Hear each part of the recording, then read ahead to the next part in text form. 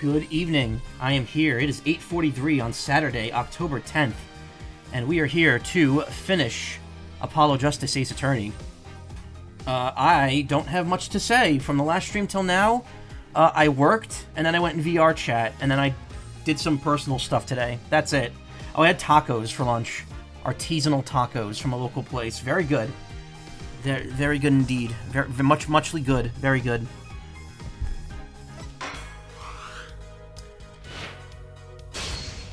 Hell yeah. J. Mike Wiggly. Squan Dumpy. I need to sub to Jabroni Mike. He's got such good emotes. Oh, speaking of, let's switch to person. So, last time... Yeah, it's like several minutes beforehand. So before I load this up, because this is gonna like go off the rails from the beginning. So last time, we started the trial of Vera Misham. We established that she very likely did not kill her father, Drew Misham. But in the process, we kind of Apollo and Clavier kind of stressed her out a bit, and because of that, she fainted, and apparently has atroquinine in her system, a deadly poison that we've mentioned several times in this game.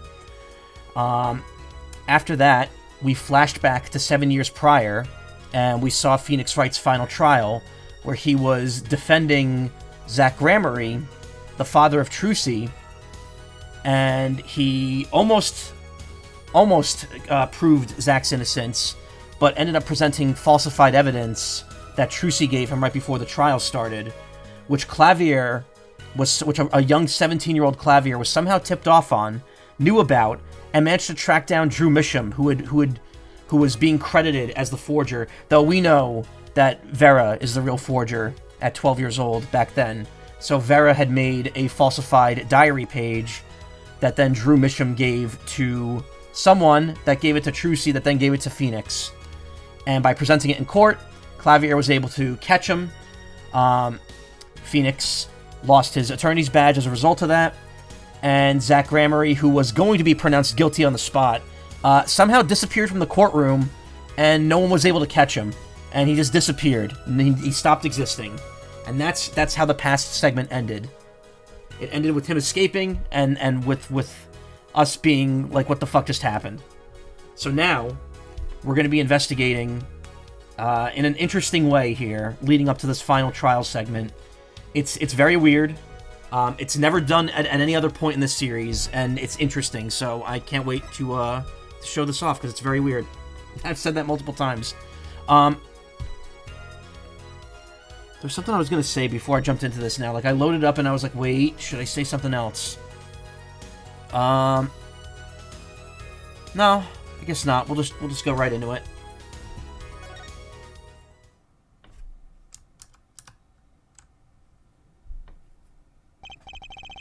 That trial 7 years ago was the beginning of it all. This I know beyond a doubt. The mysteries of the past work their magic on the present. But you'll soon be finding all this out for yourself. Which of Magnifique Gramery's disciples pulled that trigger? Where did the vanishing defendant, Zach Gramery, go? What dark truth lurks behind the forged diary page? And what about the girl who was left behind?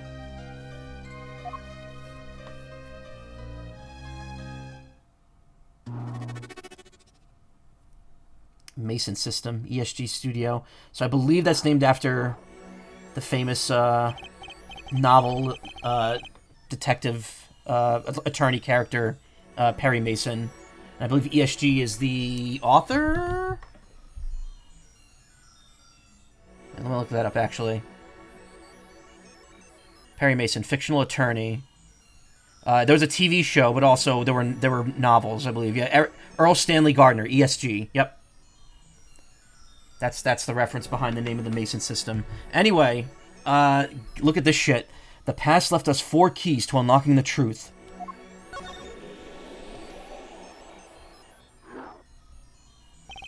But that's not all. There are 4 keys in the present as well. And when all the questions have found their answers, the final trial will begin. Digivolve, yeah! Wow, I didn't even put that together, but yeah, that looks exactly like a Digimon, like, evolution sphere. But first, you must chase the truth through then and now. Think of it as a game. Wink, wink.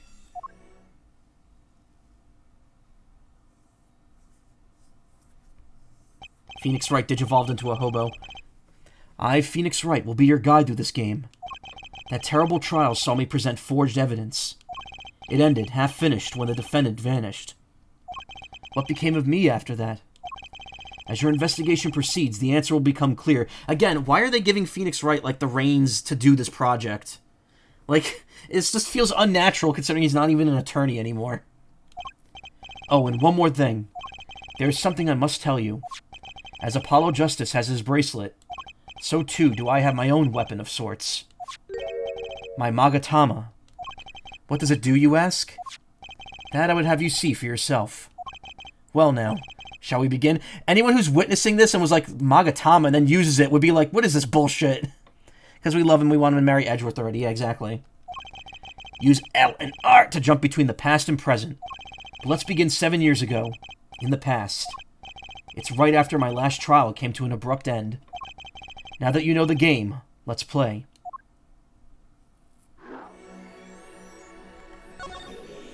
So yep, we get to just go between past and present segments as we unlock them and investigate. It's pretty wild shit. Like, there's actually no, if I'm not mistaken, there's no Apollo investigation here. Everything here is Phoenix Wright, including the present segments. I think. In fact, I'm almost positive Agumon versus Gabumon. I believe you could do most of the past stuff right now, but some of the future stuff you unlock... Actually, all the future stuff you unlock gradually. That being said, I do believe there's a part in the past where you need evidence from the future, which is kind of stupid, but also it's a game, so who cares? The nightmare trial was over, and the new nightmare of figuring out what had happened had just begun. Time to go job searching. I wanted to wake up, to walk away. But I figured I'm the only one who could do this, probably.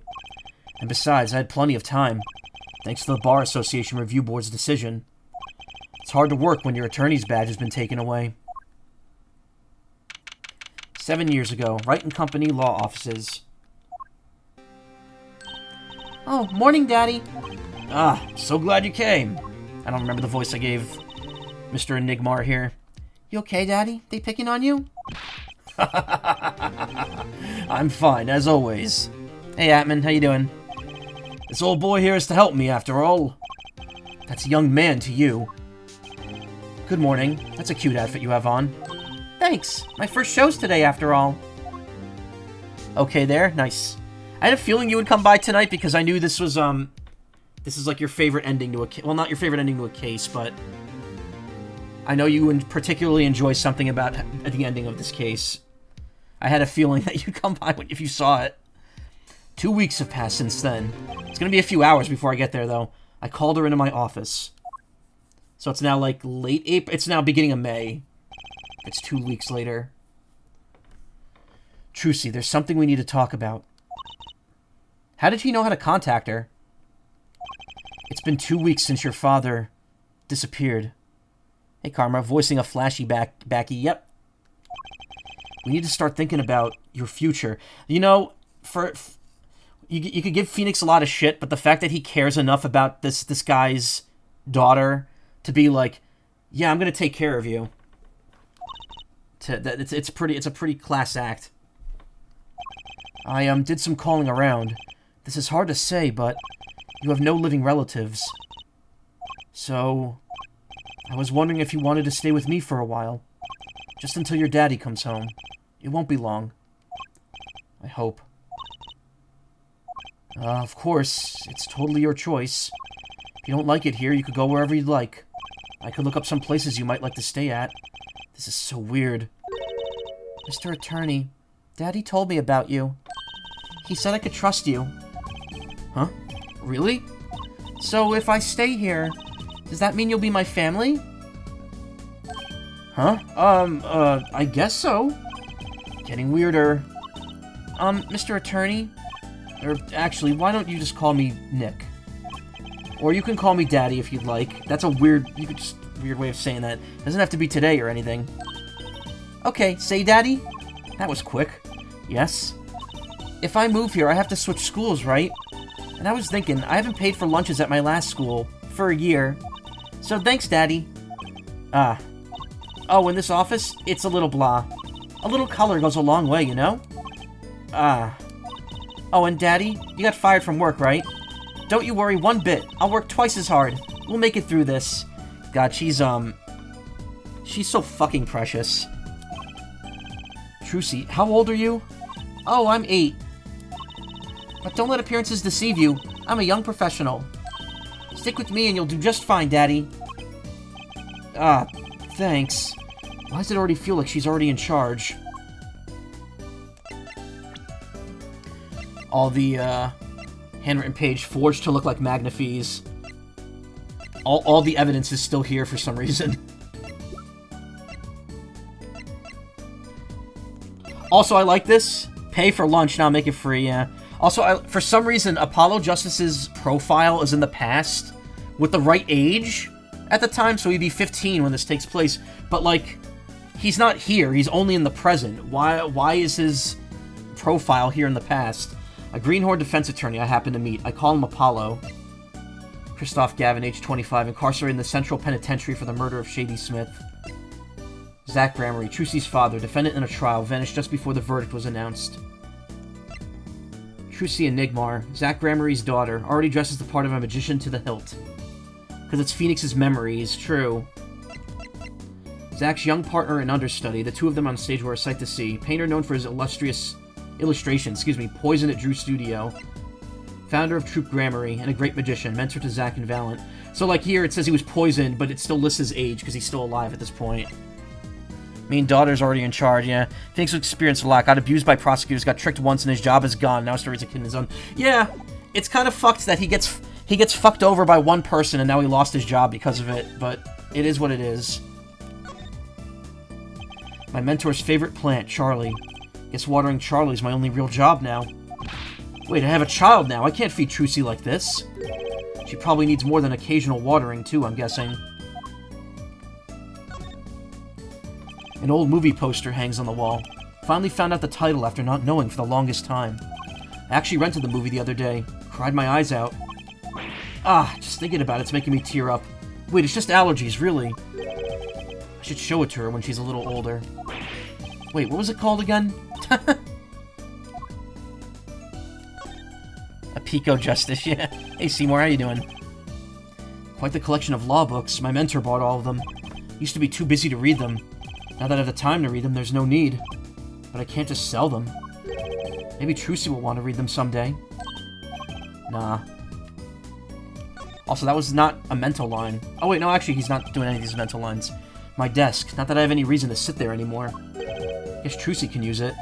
It's great for studying math, English, geography, magic. I'm not crying, I just got some dust in my eye.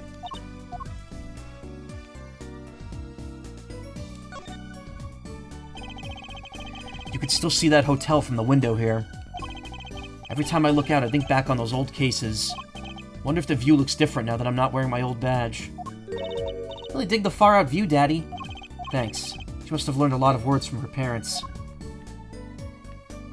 Doing good. Thinking of finishing up the last case of Dual Destinies? Nice. I'll be streaming that hopefully in December.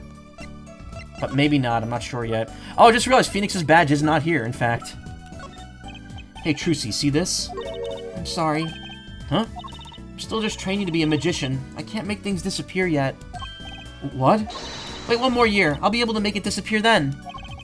I'll be sure to be careful when showing evidence to magicians in the future.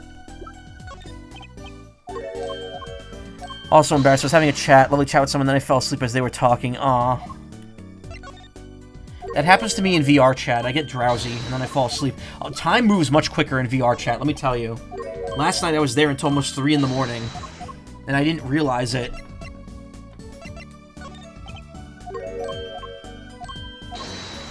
Okay, she's not reacting to anything. Let's talk. The Office. Trucy, have you ever seen The Office with Steve Carell? It's hilarious. Would that have been out this year? Yeah, 2019? Yeah, The Office was already winding down at that point, I think. We're getting close to it. So, Daddy, you got fired from being a lawyer, right? You could at least kind of look aside or something when you say that. Oh, wait, no, it was already finished by then. Wow, I really am losing track of time. It's actually kind of hard for me. For Daddy. Don't, Phoenix, please, don't say it like that. Oh, I'm sorry, Daddy. Wait, is that foolish pride?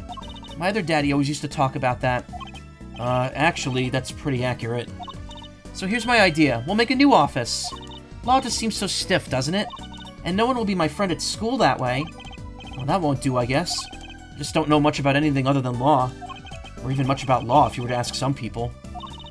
Maybe the problem is calling it an office. We should run an agency instead. You mean like a talent agency? Forgive me for asking, but doesn't that require talent? You've got me, don't you? I'm a professional. A professional? Yep. After all, I'm directly descended from the famous Zach Gramery. Directly descended? He's your father. Oh. And now I'm directly descended from the famous Phoenix Wright, too. I think an 8-year-old just massaged my ego. As long as Trucy's not here now. It's like weird how they update this thing. Every time I see you in VR chat, that means you're sleeping. Not always, but I'm also... So here's the other thing, too. I usually go in on Fridays and hang out with a specific group, and the instances are no longer Friends Plus. It's like group only. So I can't usually let people in that aren't in the group. And it sucks because VR chat doesn't have an easy message system to tell people, like, sorry, I'm busy right now. Like, you actually have to reply and handcraft... Like, you have to go into the templates and then handcraft a template that says it. It's annoying.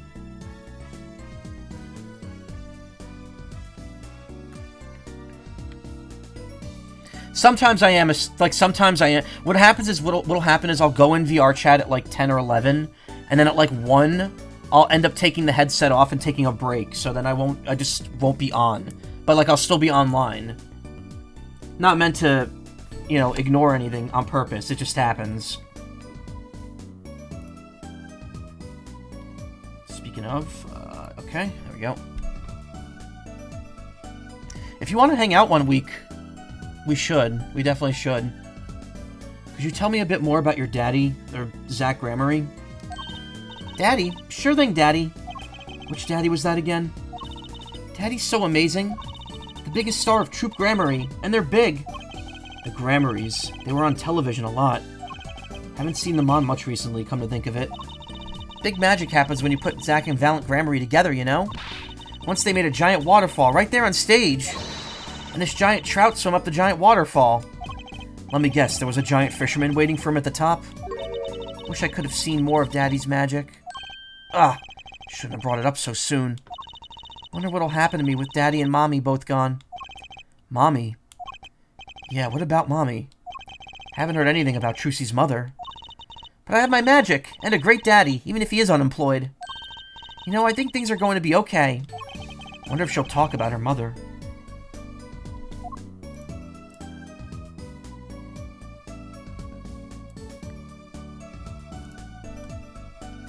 The professional. So, Trucy, you're a professional? Yes, it's like that thing they say. Baby frogs grow up to be frogs? They say that? I always thought it was funny, though. What was? Aren't baby frogs called tadpoles? Maybe they thought it would be easier to understand that way for kids. How stupid. Right, so in conclusion, you're a professional magician, Trucy. That's right. Well, want to see a trick? You're going to do a magic trick? Please show me. Actually, I would love to see your trick. Future of the agency depends on it, after all. That's the spirit. Ready? Here goes. Ta-da! Hey, folks, it's Mr. Hat. Gotta say, it's good to be seen. Yeah! Whoa. That was, startling. The amazing Mr. Hat, isn't he great? Look at it, you can see her, like, moving the stick under her cape. She doesn't do that when she's older, but, like, it's like she's inexperienced. Your friendly neighborhood Mr. Hat, at your service. He certainly makes an impression. Doesn't he? I'm so glad you like him, Daddy. Though my routines do get a bit heady at times. Got it? Eddie? My friendly neighborhood Mr. Hat nearly gave me a heart attack. Trucy's favorite trick. Startlingly realistic. Startlingly realistic. Blah, blah, blah. It's literally just a screenshot.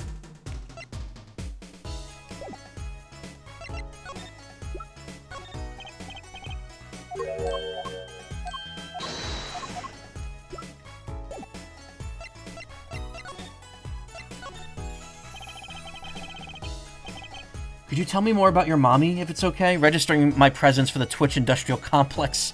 You don't have to do that, but thank you, Izzy. I appreciate you being here regardless.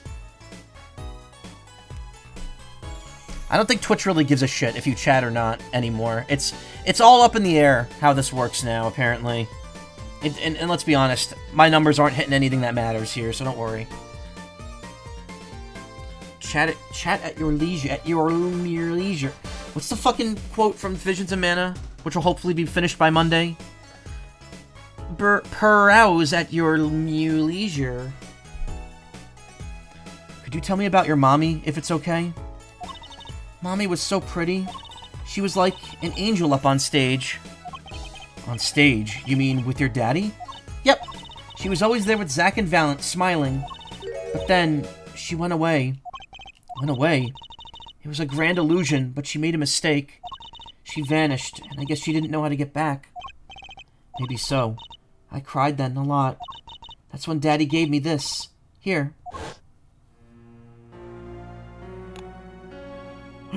White woman jump scare.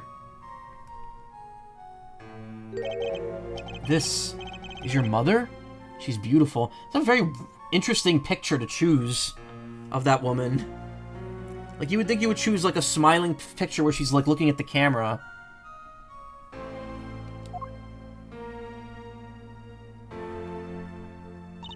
Her name's Thalassa. Thalassa Gramarye. Poor girl. Didn't know her mommy had gone missing. And now her daddy's vanished, too, right before her eyes. Hey, Daddy, you won't...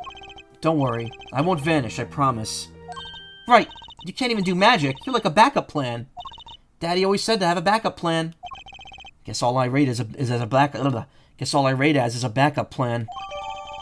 Contains a photo of Trucy's mother, Thalassa. Trucy's locket. I think that's probably enough for today. Sorry to ask you so much all at once like that. It's okay. After all, we're family. Just hope you're ready. The Right Talent Agency opens tomorrow. What? But are we representing anyone? Me and you. That makes two, Daddy. I think you need more than that to make an agency. Besides, you may be a magician, but I'm no talent. Oh, I'm sure there's something you're good at. Well, when you put it that way. You mean you don't have any tricks? No old standbys? This will not do. A boy should always have a trick or two in his pocket. Okay, I'll think of something. That's the spirit. See you bright and early tomorrow, Daddy. Welcome to the team, Daddy-o. Team, right. Sometimes when magicians vanish, they leave something behind. Magician residue. That's how Trucy became Trucy Wright, my daughter. To be honest, I was pretty lost those first few days. Thinking back on it, it was a pretty dark time in my life. But Trucy, happy, smiling Trucy, she was my life. Shit, fuck, you're here. What'd you miss? You missed Phoenix adopting Trucy. That's pretty much it. And finding out her mother disappeared as well as her father. Also, this is how this progresses. We have past and present segments to investigate here. I don't think anything opens up with that one, though. Yeah. We're in the fucking Digimon Matrix.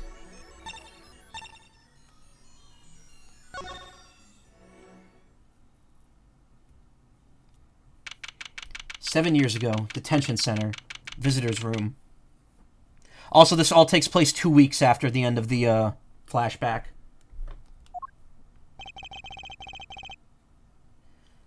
"What strange sight doth mine eyes behold?" Wait, why is he holding? Excuse me. "Two men on either side of a single transparent pane. Yet it seems fickle fate has switched sides, so to speak. The forger of fakes walks freely. while the innocent languishes within these plexiglass confines. There's been no proof that I forged anything, nor proof that I took the life of my dear mentor. Yet these chains cannot hold me for long. The stage awaits. And what, may I ask, awaits you? A little piano and a cold little hole in the wall. Wait, sorry, so this must be later, because he already has a job at this point. But, like, again, why is Valent being held in here? But since you are here, what shall we discuss? The shooting of Magnify Gramarye, for one. Who pulled that trigger, Valent or his partner Zack? His partner vanished before the answer could be found. If I'm going to get any closer to the truth, this is the place to start. Again, love the use of the first game's music here. Oh, you can examine that, but only with Phoenix. Oh wait, never mind, it's the camera. Smile, your uncandid camera. Just had to say it. Old habits die hard. Maybe I should do a few tricks for the viewers at home. In previous games, you're able to examine the window, too. That guard keeps stealing glances in this direction, and scratching his head. Maybe a resident magician showed him a trick or two.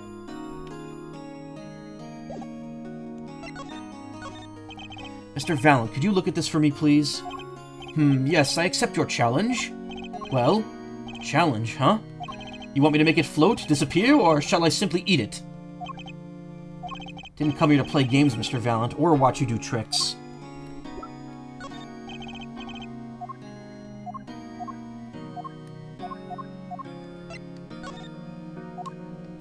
I'm gonna try a few things here that I feel are extremely relevant.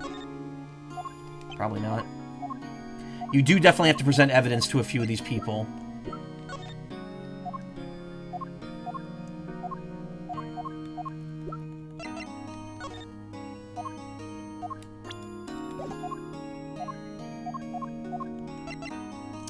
What about the letter? No.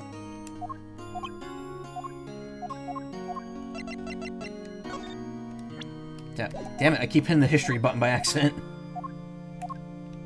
I don't think X does anything, actually. It shouldn't be holding that down. Fateful trial. I have to hand it to my partner. He knows how to make an exit. That's talent. Yes, he made my attorney's badge disappear, and he never even touched it.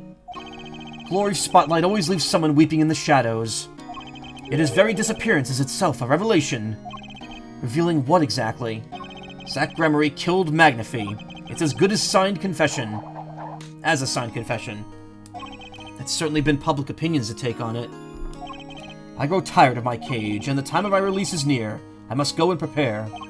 Planning on jumping back into magic right away? As long as an audience awaits with bated breath, there will be Valent.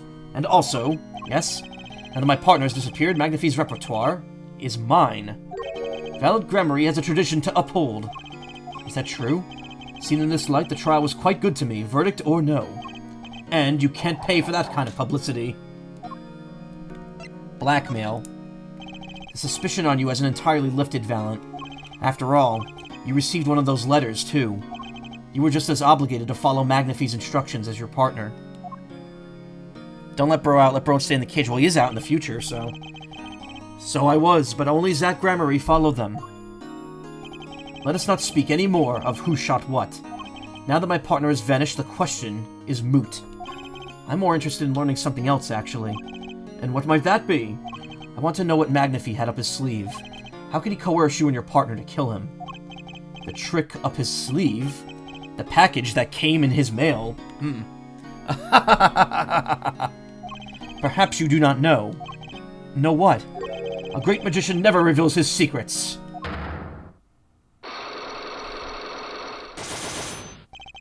I didn't think it would be that easy. The audience must remain forever in the audience, bathing in the reflected glow of the spotlight. My Magatama, one of my most prized possessions, which I got during a certain case. It can show me the locks on people's hearts. This is the part where, like, all the jurists experiencing this in, like, the closed circuit system would be like, what is this video game bullshit? This is not real. This is a sham of a trial. What are we doing here? And if I can unlock their hearts, they'll tell me their secrets. The Magatama starts it all, and the Magatama ends it.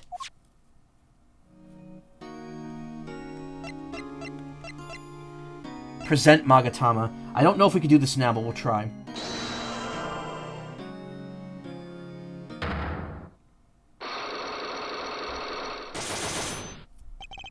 trick up his sleeve.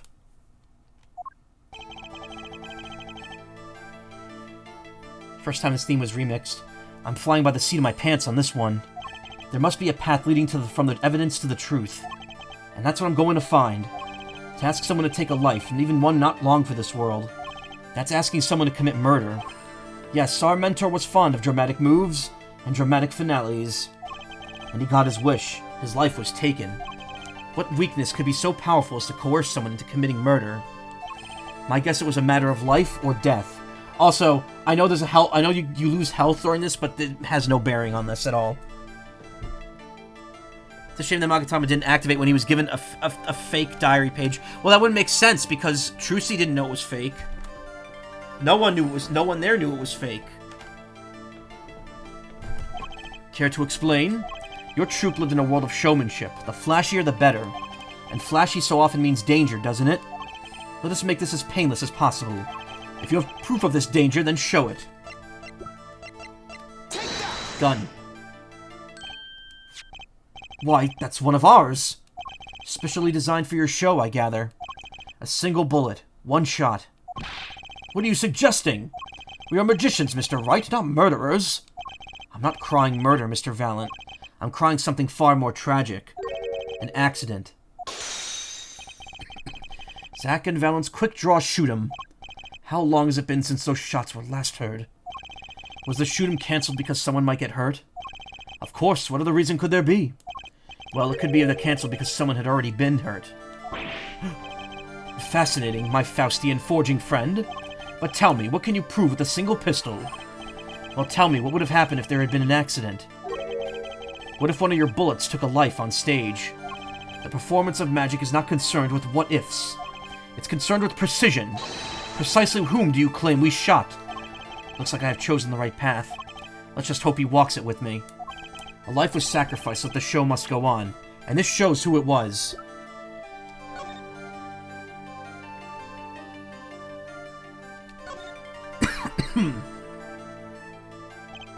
So this is Trucy's mother, the Lassa.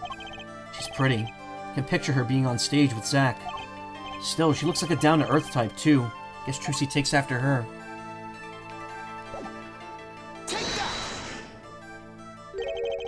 But that's... Zack Gramarye's wife and Trucy's mother. The Lassa, I believe, was her name. Ah! Alakazog! But how can you say this? How can you say she was struck by one of our bullets? Still in denial mode, eh? The Lassa was at the greatest risk of being shot, and this clearly shows just how much danger she was in. I guess the photo of the dead body. Mr. Wright, I envy you. It appears your chosen profession is far more lenient than mine. What do you mean? For us magicians, a single misstep can be fatal. A single mistake can be fatal for an attorney, too, as we clearly saw. Ah, so it can. The last is the key. I can see now how her name affects him. But just a name isn't enough. I need to recreate that day in his mind, starting with where she stood.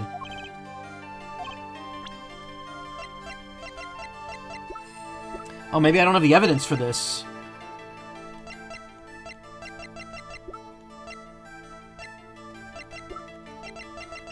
Yeah, I don't think I have the evidence for this. We're gonna have to come back. I may not have enough evidence to pull this off right now. Maybe it's time to do a little more legwork.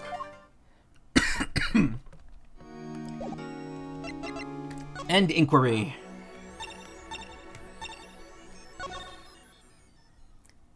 So here's something cool. You get to examine the courtroom rating room, something you never got to do in the previous games.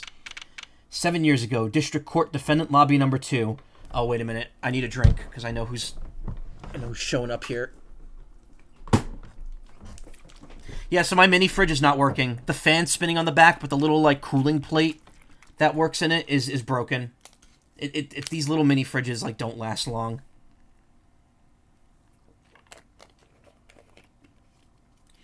This is maybe, like, 2 degrees cooler than the ambient temperature of my room. It's fine. They're very cheap mini fridges anyway. If I want a real mini fridge, I should just get a real mini fridge. The problem is I just don't have room for one in my room. Though it takes less power to run than one of these cheap ones, apparently. Didn't think I'd be back here for a while. Didn't want to have to remember that day. Though I deeply regret having to declare a verdict this way. This trial is over. Ah, Your Honor. Yes, Mr. Zack? There's one thing I wish to make clear. Today in this courtroom, you cannot declare me guilty. What are you talking about? I am talking about this! Mr. Enigmar! The defendant's escaped. Find him, quick! Bailiff, close all the exits from the building! On the double! He must not be allowed to escape! When I came here on that fateful morning, I still had my badge. But now, like an amputated limb, I could still feel it itching. Where do I start? Don't even have the authority to investigate. Hey, you there, sir! Down on the hands! Floor on your head! Now, now, now! What's the big idea? My ears! No unauthorized personnel aren't allowed in here! But that would mean all unauthorized personnel are allowed. Zoink! Like Zoink Scoob! He's just getting the fucking Shaggy voice. Even though it's the voice I gave, what's his name? Simeon Saint in, the second Edgeworth game. I just say it like it is, sir, and it's usually wrong. Oh god, him, yeah. Thrown out of the precinct, lost my friends, my girl, and even my wallet. We've met before, haven't we? On a case 2 years ago? No recollection of that at all, sir! Huh? For me, working on a case is always in the present progressive tense, sir. There's no past, there's only now, sir! It would be 2 years ago, because it was February of 2017. And it's 2019 now, so yeah, it was like 2 years and a couple months ago. Okay, you're the bailiff, right? Yes, sir! Court bailiff Mike Meekins at your service, sir! I've asked to meet with the bailiff at this court who let the magician escape. So also, I want to point this out. The Edgeworth games took place about a month before this. And at that point, he was still a police officer remember when he was in the Blue Badger suit? So he lost his job, like, this month, and got demoted to court bailiff. Or I guess he got a job as a bailiff from being a police officer. Let me try to make this as absolutely clear as possible for you, sir. It was me, sir. But you were a regular police officer once, right? Sometimes bad things happen to good people, sir. Something tells me it's a long story. Let's not go there. So, you were in charge of security at the time of the vanishing? I'm dying over here! Oh, it's a hard knock life, sir! Thrown out of the precinct, lost my friends, my girl, and even my wallet. Guess I wasn't the only victim.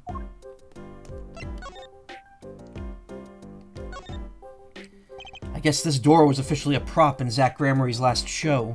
He passed through that lobby door and vanished. But to where? He choreographed that entire fateful trial according to his grand scenario. I hate magicians. Now we finally get to see Phoenix, like realize, like, man, this fucking guy ruined my life.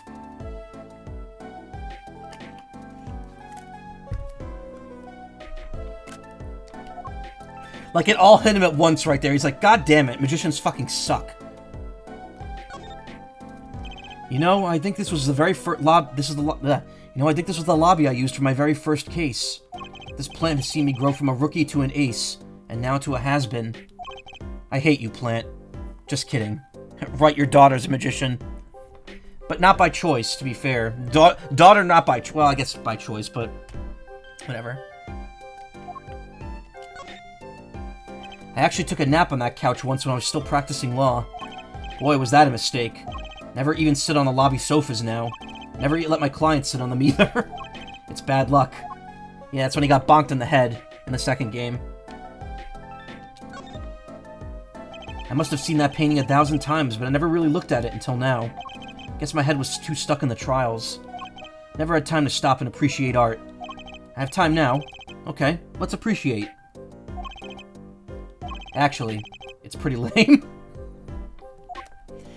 It's interesting to note that every game had a different painting back there, and this goes back to the first games, so in theory it is the first one. What is that supposed to be? Is it like a bridge? It's like a road with a tree in it.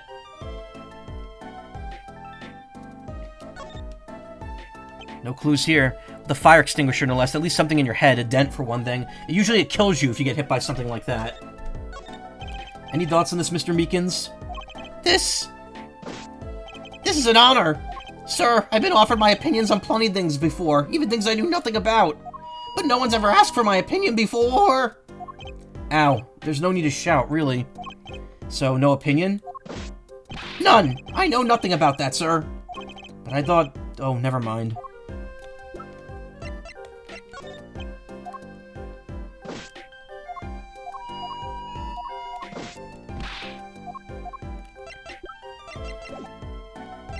Fuck magicians, all my homies hate magicians. I like magicians. Stage performers of any kind I appreciate. Most kinds. Meekins. The last time we met, you were a police officer, right? In fact, you're still wearing your uniform. Sir, I wish I didn't have to tell you this, but last year, tragedy struck a rising star at the precinct. I lost my case files 4 times in 3 days. They fired me. That takes real talent, actually. They don't know what they're missing. So here I am, sir, forced to start from square one, a lowly bailiff. But your uniform... I took it with me as a souvenir the day I was fired. That can't be legal. So, you were the one who let the magician get away that day. I'm dying over here! A star rises among the court bailiffs full of hope, and then tragedy strikes. Is there anything you could tell me about it? About Zach Gramery's disappearance? Oh, the humanity! That's enough of that. Magician's disappearance. Why, yes, I'd say it was around 2 p.m. when I heard the commotion in court.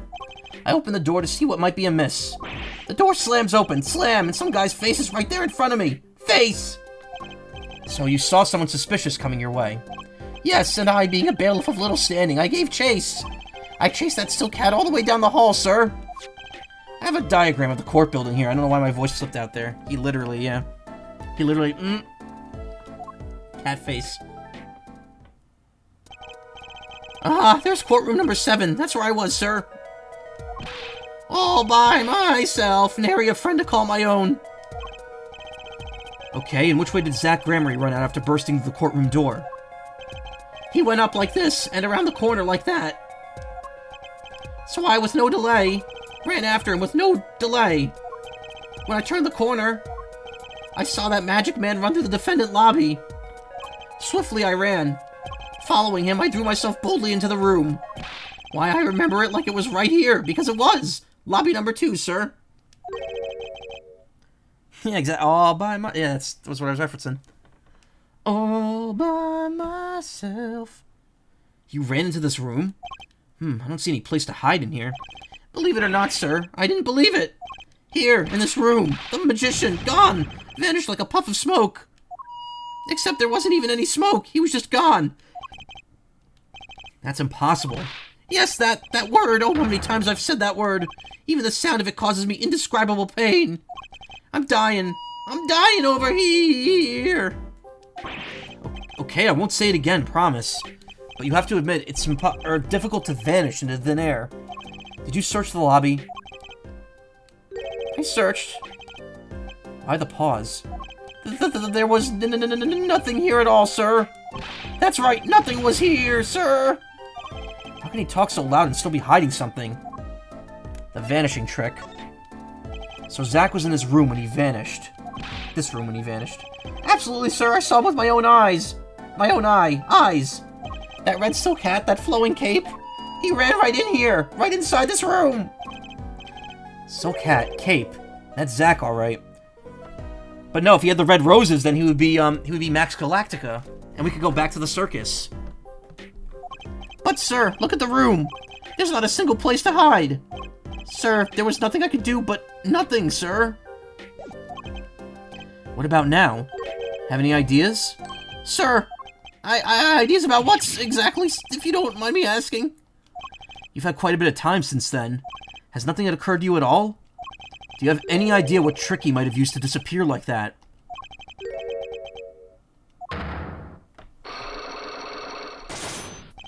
Psyche locks. Should have known.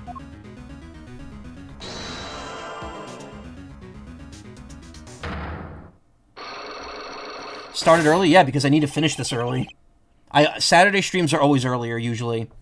Not always. Most of the time, if I do a Saturday stream, it's early, because I usually, I have stuff I watch stuff in the evening on Saturday, and also, you know how this game ends? I want to make sure I do this earlier, so I'm not waking people up in this house when I get to the end of this case. The disappearing trick. Okay, Mr. Meekins. What do you know? Spit it out. Hey, what's with the atmosphere in here all of a sudden? You know something, and I'm going to find out what. Just in time for this guy, though, unfortunately.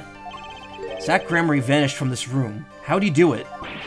How, sir? Well, sir, I can't say as I... Sir! Why are you so nervous if you aren't hiding anything? Well, sir, you see, at the time, sir, I was here and... Listen, it was impossible. What could such a little girl possibly do, anyway? What did you just say? Sir, did I just say something, sir? No, you screamed it through that megaphone of yours. There was someone else in this room, wasn't there? Sir, I'm going to have to invoke my right to remain in a state of not talking. It's okay, Meekins. You don't have to tell me who Zach's accomplice was. I know who was here in the room that day. Zach Gramery's daughter, already dressed as a part of the magician to the hilt, age 8. Oh, she was here before. The last Zach Gramery, Trucy's mother, missing after a sudden disappearance. Mike Meekins, bailiff responsible for security at the trial where Zach Gramery vanished. Take that! Sir! I've never seen that girl until just the other day. Mr. Meekins, I'm not buying it. Sir! Sir, that day, she was here in the room, sir. But he wasn't! You mean you chased after her into this room, not him? Sir, in my days as a police officer, literally days, I learned a thing or two. Okay, just one thing, but it was how not to mistake a girl with the first 7-foot-tall magician. 7 feet? Zach isn't that tall, is he? You have a point. I find it hard to imagine that anyone would mistake a little girl for Zach Gramery. But you saw something, and therein lies the trick. I think I know what it was you saw, Mr. Meekins. Tell me, does this trick look familiar to you? Yeah, the timeline of him being an officer doesn't line up, because wasn't he still an officer during the first Edgeworth game when he shows up? But he says he got fired last year, when the first Edgeworth game takes place like a month before this. So, a lot of things aren't lining up. What's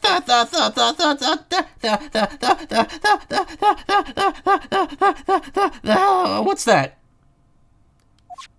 That girl's favorite trick, the amazing Mr. Hat. She uses it in her show down at the Wonder Bar.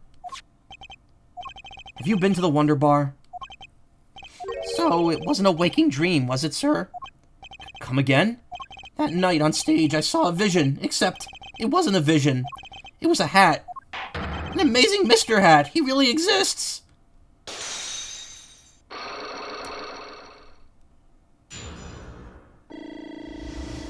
Oh, that sounds different. It's lower pitched. I remember it clearly, though the details are a little vague. Zach Gramery exited the courtroom. I gave chase and quartered him into the corner room, sir. Zach Gramery, don't even think you can escape Meekins! Down on your hands, floor on your head! Hello? Something the matter, mister? No, that is... Sir, I'm currently chasing a suspect, sir. Zach Gramery, do you know him? Oh, I love Zach Gramery. His magic is the best. I'm his biggest fan. I see, so that's why you're wearing that costume you're wearing. Anyway, that very same Zach came into this room. But no one's been in here except me. But he has to be in here somewhere. Under the sofa, in the trash can, behind the painting, under the rug. What rug? So, Trucy was his accomplice. Imagine my astonished surprise when 1 week later, I just happened to walk into a bar and see him. Mr. Hat. Couldn't believe my own eyes.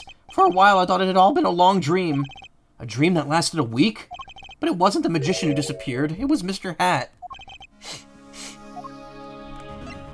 Maybe so bad the precinct redacted his work hours, so as far as the paperwork is concerned, he's officially been a cop for a few days. Maybe. Feels like Mike wouldn't make that kind of distinction, though. Though it seems complex, what really happened that day was quite simple. Apartment complex, I find it quite simple. You were standing by the door, and out came Zach. But that wasn't all. Another person got in the act, and she was standing in front of lobby number 2. Along with Mr. Hat. Ah, and that's the beauty of it, isn't it? So, while you were standing in shock and amazement, the magician rounds the corner, and most likely runs through the closest door, into lobby number 1. This is where you come in. You turn the corner in a rather lukewarm pursuit. And at that very moment, Trucy runs into lobby number 2. So I have a question. How do you get out of this room? There are 2 rooms here and no hallway door to go anywhere. Though in the first Edgeworth game, we see that the lobbies are down like a separate hallway from the courtroom. Like you go into the hallway for the lobbies, you go into the center room, and then the courtroom is accessible from there. At least for that particular lobby courtroom setup. Obviously, if there's 7 courtrooms in the building, not all of them are going to follow the same layout rules. I think 7's as high as it's gone before. Consistency, am I right? I don't know. This really doesn't come up that often.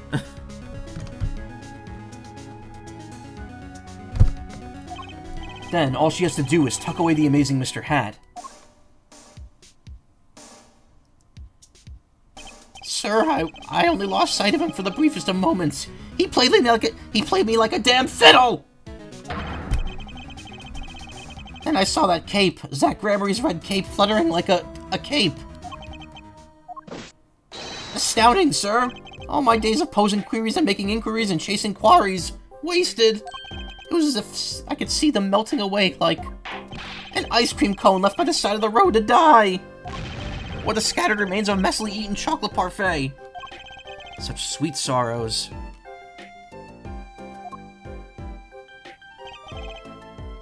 I'm sorry. I had no idea how much you'd suffered on account of this case. Not as much as me, but... I mean, hey. It's an honor, sir. I've apologized to many people many times, sometimes more than once. But this is the first time anyone's ever apologized to me! Actually, about that girl, I'm sort of her guardian now. Is that so? Sir, you should know that I harbor no ill feelings whatsoever in my harbor. Okay. I let the defendant escape. That's the stone-cold truth. Just another step on my way from singing the blues to wearing the blues. Someday, sir, I'll be standing side by side with the great detective Guamshu. Guamshu? Mr. Meekins. This is a free ticket to the show at the Wonder Bar. If you want... It's an honor, sir. Sir, I can't count the number of things I'd had taken from me, sir. But no one's ever given me anything for free. I assure you, Meekins, fiddles are actually the hard to play. He plays like the cheap kazoo we are. No, Karm, I said that. He didn't actually say that. I said that. I was making a reference to Metal Gear Solid. Right, I'll see you in court next time then, sir. I look forward to it, even though that will never happen. All eyes were on Zach Gramerry that day in court, until his mysterious disappearance. Now part of the mystery has been revealed, but the magician remained out of sight. It would be 7 years before I would meet him again. Guamshu, not to be mistaken for Gumshoe, yeah. I think he was going like Guamshu for some reason. Okay, that's done. That probably unlocks something in the future. Yep. That's all, this is happening automatically. Borscht Bowl Club. We're gonna keep doing the past though, because we have one more section to go into here. But I don't think we can't finish either of these until we get the right evidence. Drew Studio in the past. Behind D. Colonel, what's a Russian gunship doing here? 7 years ago, Drew Studio. Look how worse it looks now. It's like, oh, it actually looks worse in the past. There's also no mailbox on the wall. It's like everything's changed. I figured you'd come here, sooner or later. I don't remember the voice I gave to him. I decided on sooner. Drew Misham, was it? I haven't done anything illegal. And I didn't come here to whine about the past events. I wanted to ask you some questions. I suppose you have that right. That day, that entire court descended into chaos. Only you stood still, your eyes calmly watching. I admit, it made quite an impression on me. I'm used to finding myself in outrageous situations. Phoenix right, was it? I'll answer what I can. I'm not sure, but it feels like I'm being watched intensely. Well, Vera! Ah, this is my daughter. Vera, say hello. She just vibes out. She's gone. I've seen some shit, yeah. Shall we begin then?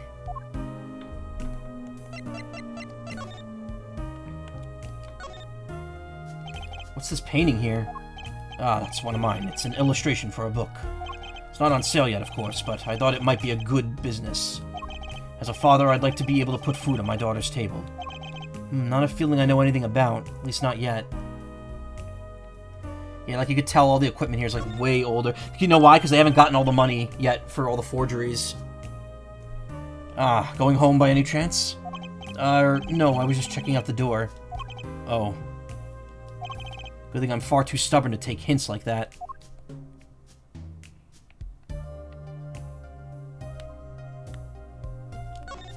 God, this music is so good. There's another really good song that comes up in this part too, in a bit. Paints are scattered all around, probably the ones he's currently using. There's something very artistic about a messy room. Yeah, but sometimes those messy artists really need to fucking clean up their rooms, let me tell you. I know a couple of very messy artists.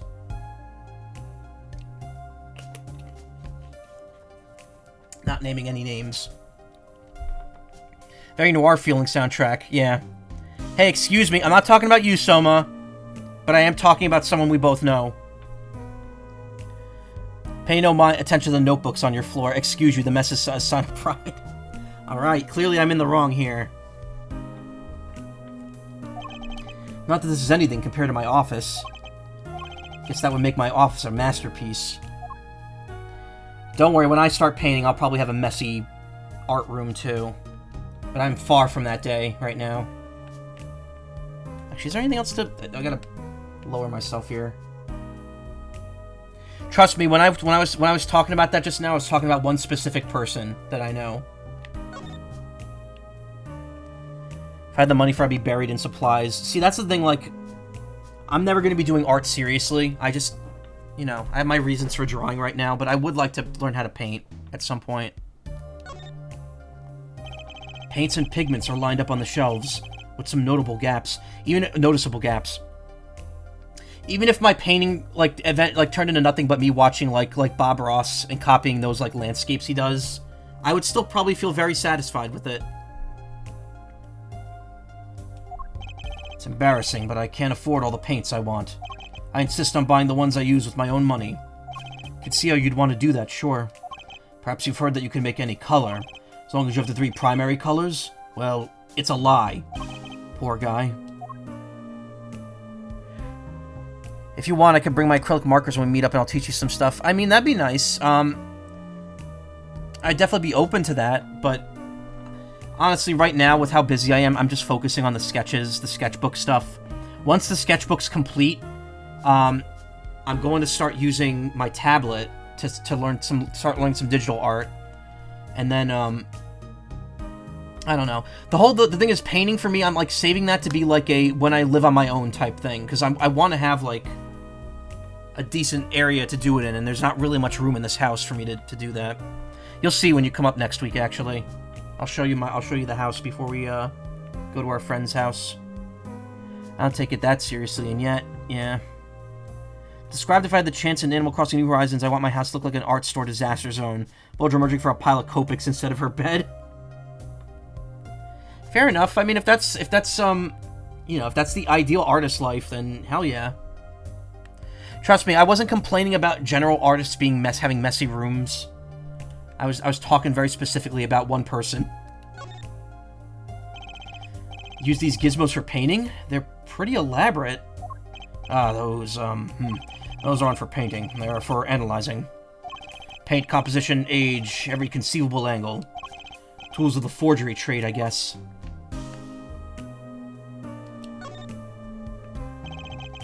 There's some finished paintings stacked here. They don't look all that bad, really. I'll sell you one for 50 cents. That's okay, they look kind of heavy. Oh. Maybe he needs to work on his sales technique a bit.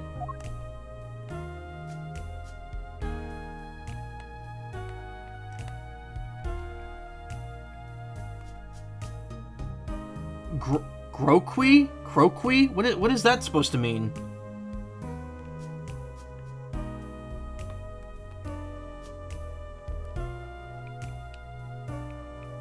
Never seen that word before.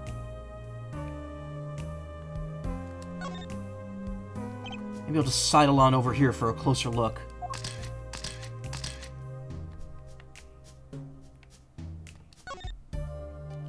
This is you and Vera? Yes, we took that one quite recently. I know, I'm a painter. Why not paint a portrait instead? I've never been that good at people, unfortunately. Ah, right. Shouldn't you practice, then? He's a furry artist. He can't draw humans. That's an awfully small frame. What's that inside of it? A stamp? Ah, please don't touch that. I'll get in trouble. That stamp belongs to Vera, you see. She always puts it somewhere she can see it. Troop Gramarye, 41 cents. That's Zack and Valent, the Gramarys, isn't it? Post office issued that commemorative stamp last year, when the Gramarys were at the height of their popularity. Not anymore. Now that one of them has vanished off the face of the earth, two of them. He might be a mech artist, too. Damn, bitch, me too. Vera went to see one of their shows when she was quite small. She's been a dedicated fan ever since. She watched them every time they came on TV, until the end. I see. Stamp's quite hard to come by, I hear. Still wonder how she got her hands on it. Remember the stamp showing the Troop Gramarye.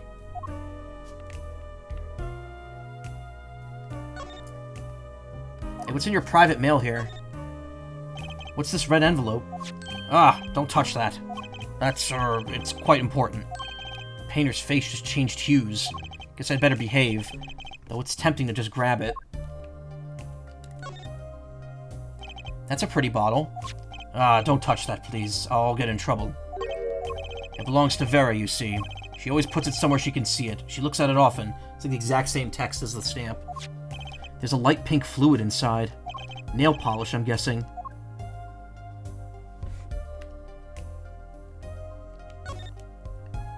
That's an awfully small... It's a commemorative stamp of the Gramarys inside. That's one of the few times that examining something a second time gets you something.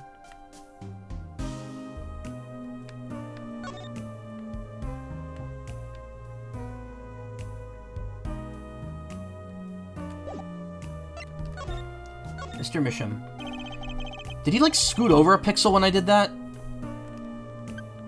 Or... What was that word you didn't know what was? Croqui? Or Groqui? I can't look at it because I'm in the middle of a conversation here. Wait, I just want to see this real quick. Did my eyes fuck up there, or did he actually, like, move over?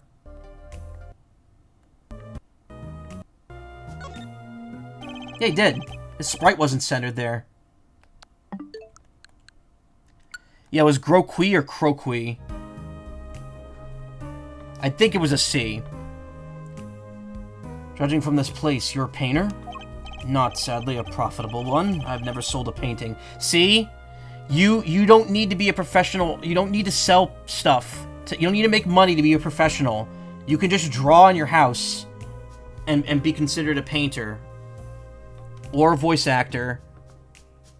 Specifically voice actor, yeah. Shifting fellow. Don't you mean shifty? No. It's a source of considerable embarrassment. I would be able to get by were it only me. Your daughter? Her mother grew weary of me and left. Don't want her to grow up needy, Mr. Wright. That is why I began my other occupation. Forgeries. Forgeries! Don't look at me with those eyes. I know what it is that I do. More than half the paintings they bring me are stolen, and who knows what my copies are used for. But some of your works aren't paintings, correct? Croquis drawing is a quick and sketchy drawing, usually of a live, nude model. Croquis drawings are usually made within a few minutes, after which the model changes pose or leaves, and another croquis is drawn. The word croquis comes from the French meaning simply sketch. Wow, okay. There we go. Question answered. Thank you.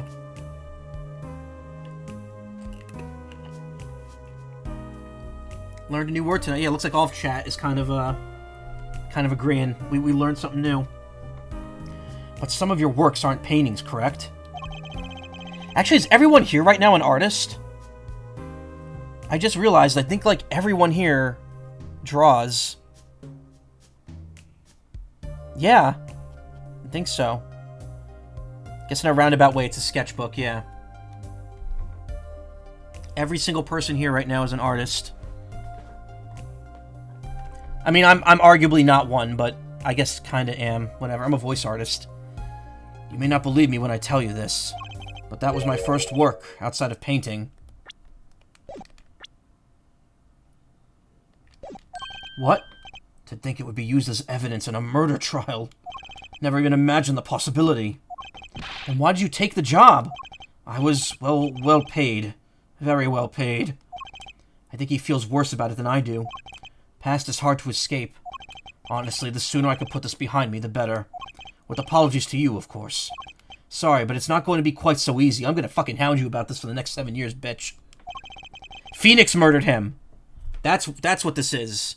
He did it in revenge. You're allowed to call yourself an artist even if you think you're not very good at it. I know, I literally just made that point with how Drew can't sell a painting. But yeah, no. Not just to find someone who creates. It could be anything from sketches to cookies. Yep. Not like actually paid artists famously feel good about their profession either. Oh, trust me. I am well aware of that. I've seen many a professional artist who are constantly like, man, I need to be way better. And I'm thinking like, my dude, you're doing so much better than a lot of people. Take some pride in yourself. But it's hard. I know it's hard. John Artist, yeah. John J. Artist. He's trying to forget what he made. Looks like I'm going to have to remind him. Bitch! Look at this page. Your work. Don't try to pretend you've forgotten. Sure, all you did was make a copy. But that copy might have destroyed the life of an innocent man. Me. Phoenix Wright. And Zach Grammer, I guess. I'm responsible too, which is why I have to know. And you have to tell me. I knew it would be difficult to escape this. Then let's talk.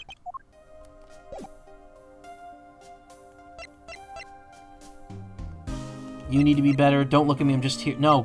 Come on, no deprecation. We're all good. But you're all, like, amazing. Good. I'm just kind of, like, sketch good. I'm croquis good. Magnifie's diary.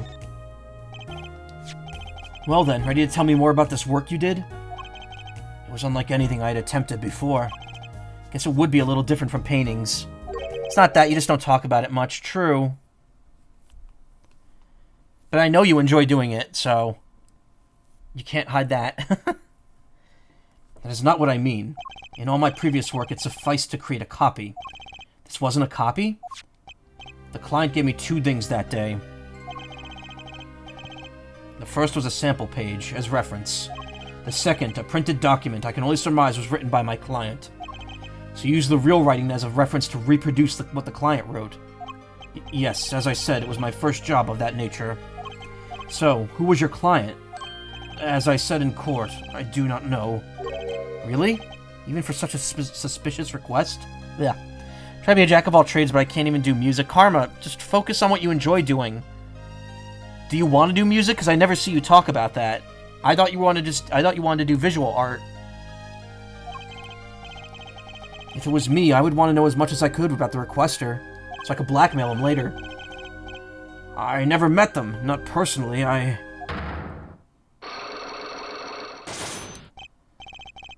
Ah, a psyche lock, of course. Seems like you're still hiding something. Something about this work. I don't think I have what it takes to get through this.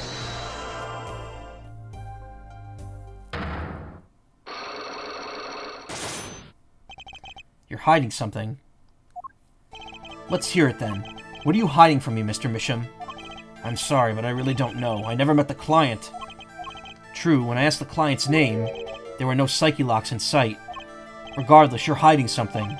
You have to be, otherwise it wouldn't make any sense. Why are you doing this to me? Well, I made my stand. No backing down now. So what's Misham hiding? The forger, the sample, or the client? Well, we know that Vera's the real forger. I can pretty much piece together what it is from what you've said. What is it, then? You told me about what you knew about the client. And I couldn't see any psyche locks. Psycho locks? Is that some sort of asylum security? Or a new hairstyle, perhaps? Yeah, it's like, what the fuck would Drew say to that? Like, what? Also funny because Edgeworth calls them psycho locks, too. Could always go for the melody first before making lyrics, yeah. Had to feed my bastards, what did you miss? It's really funny because you and Karma have the same text color. So I thought that was Karma saying that for a second. I'm like, what the fuck? Who are Karma's bastards? But then they did show up, didn't they? This literally just happened. Your bastards are the cats. Not personally. Those words triggered the psyche lock. Again with the psycho locks. Now I must really know what they are.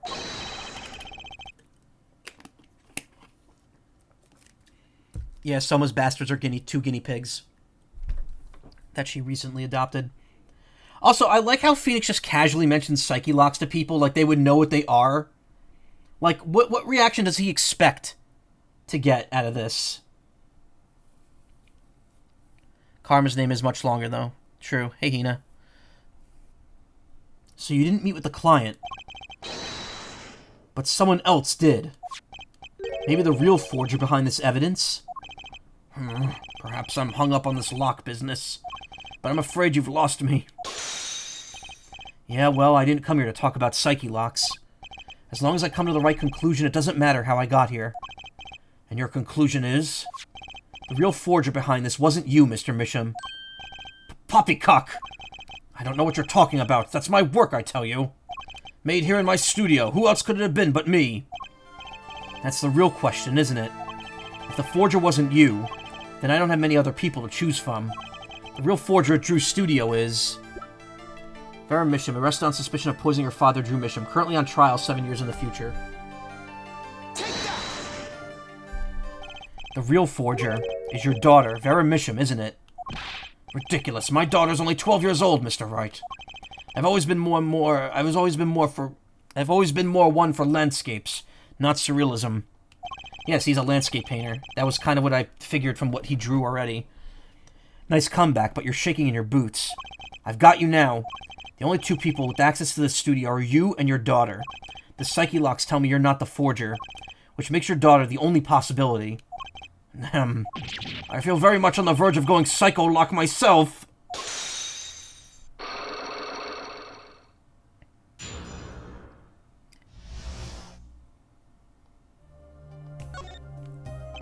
I don't know how you knew, but you're right. The one who made this page was my daughter, Vera, not I. She's only 12, a genius you might call her. Precocious little girl outshining her father. There's been a lot of that going around recently. I let her play in the studio and she watched me. She taught herself in that way. The drafting tools and analytical tools device I bought when they became necessary. They're my little girl's playthings now. Ah, do I detect a bit of fatherly pride there? So Vera was the one who made this page. Would she know who the client was then? Actually, the client came once. Here, to the studio. What? Why didn't you say so sooner? But their face was covered and they did not want to talk to me. So they talked to your daughter. I will speak only with the artist, the client told me. And that little girl is the key to our mystery client's true identity.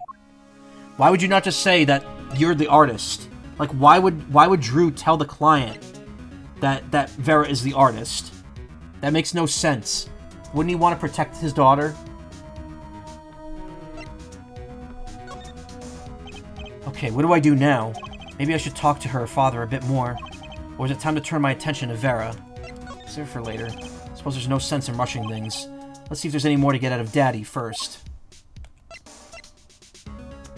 I doubt it, but... Mr. Misham, I was wondering if you could tell me about this. I have not been in touch with the outside world for some time now. I'm sorry, but that isn't much of an inspiration to me. Oh, so now he's the sensitive artist.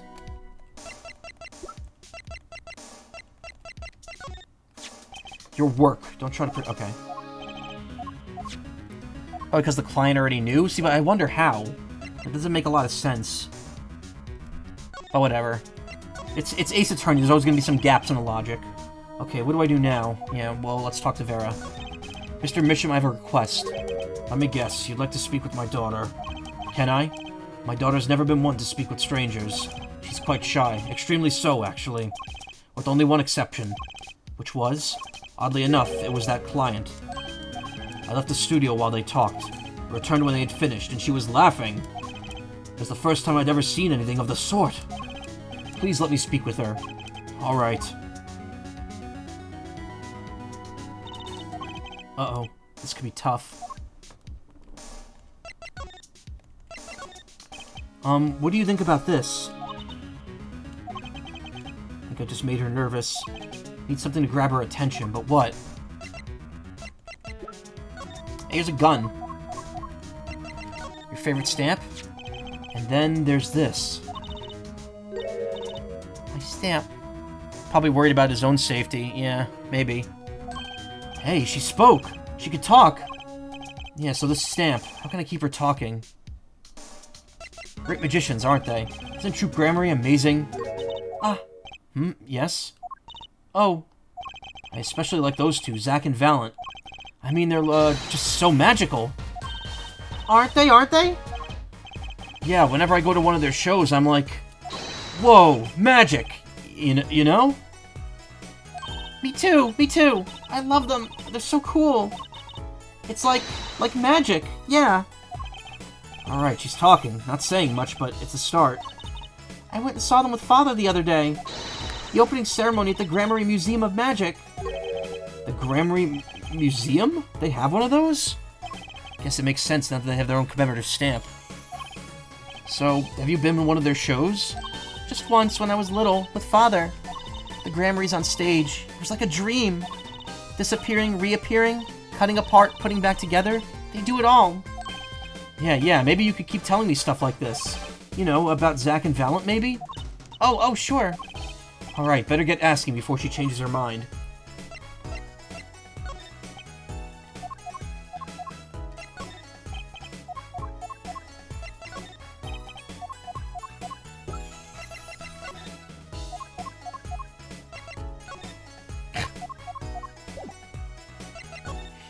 Vera. I don't go outside much. I like to paint in here. Why don't you like the outside? I technically missed dialogue because I think if you try to talk to her without showing her the stamp, she just reacts silently. But like, come on, I don't need to say what that's like. You know what it would have been like already.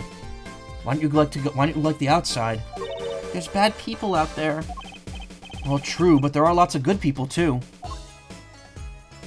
Actually, I should tell you, she was almost kidnapped once. Kidnapped?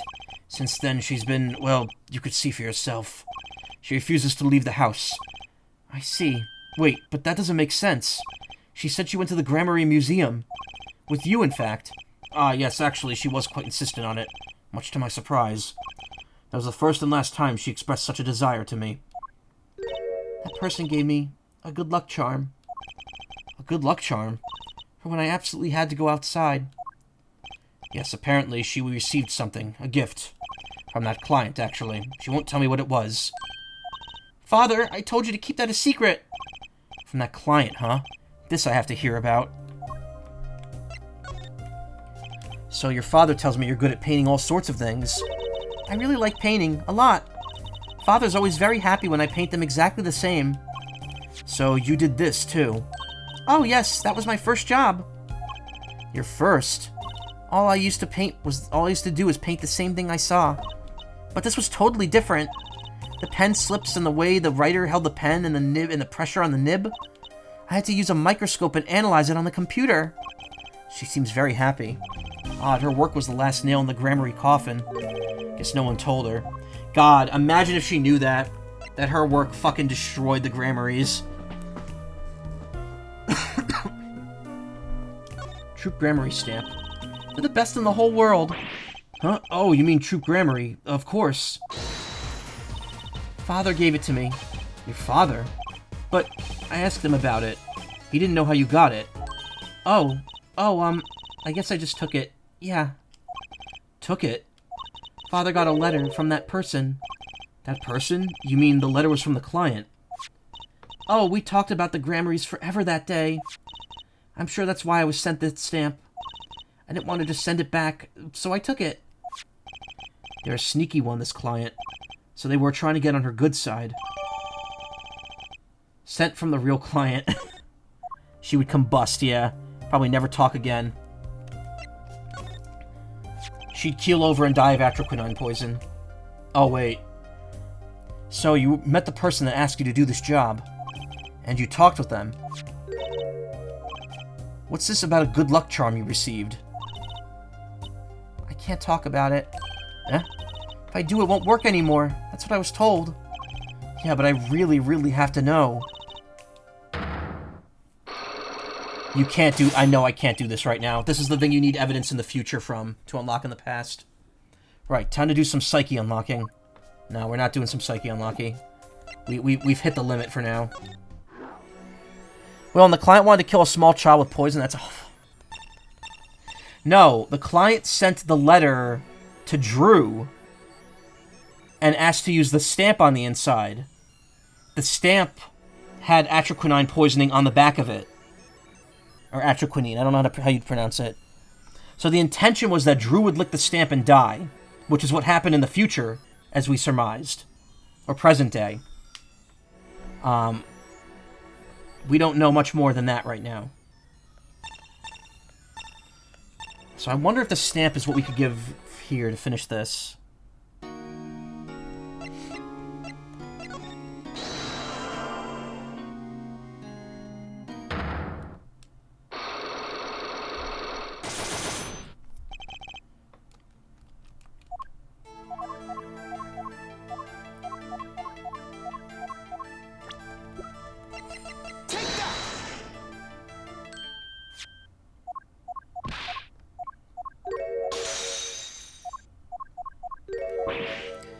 Shoot him up, Dalassa.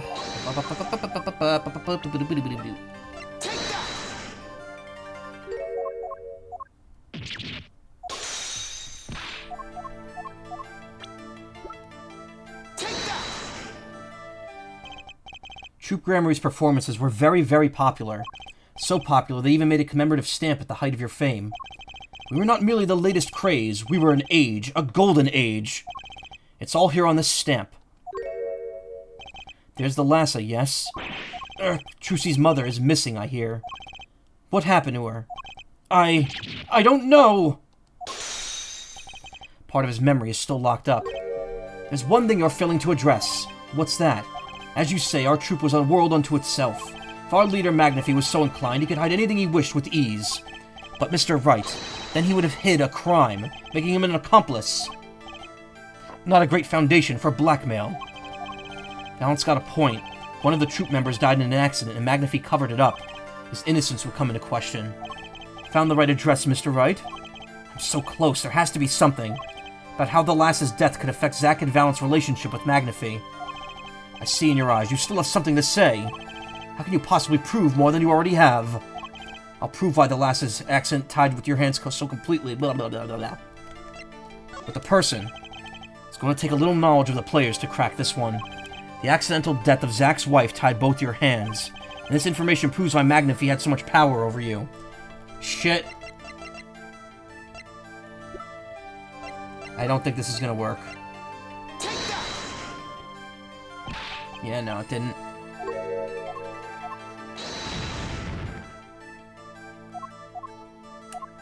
Oh, that was all new dialogue.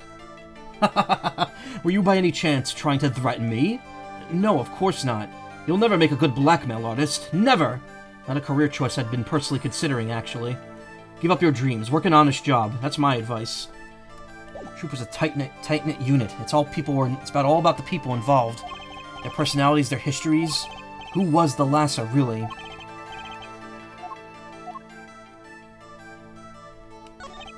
No better proof than evidence. I'll prove why the Lassa's accident tied your hands so completely. The accidental death of Zack's wife tied both of your hands, and this evidence proves why Magnifi held so much power over you. We don't have it.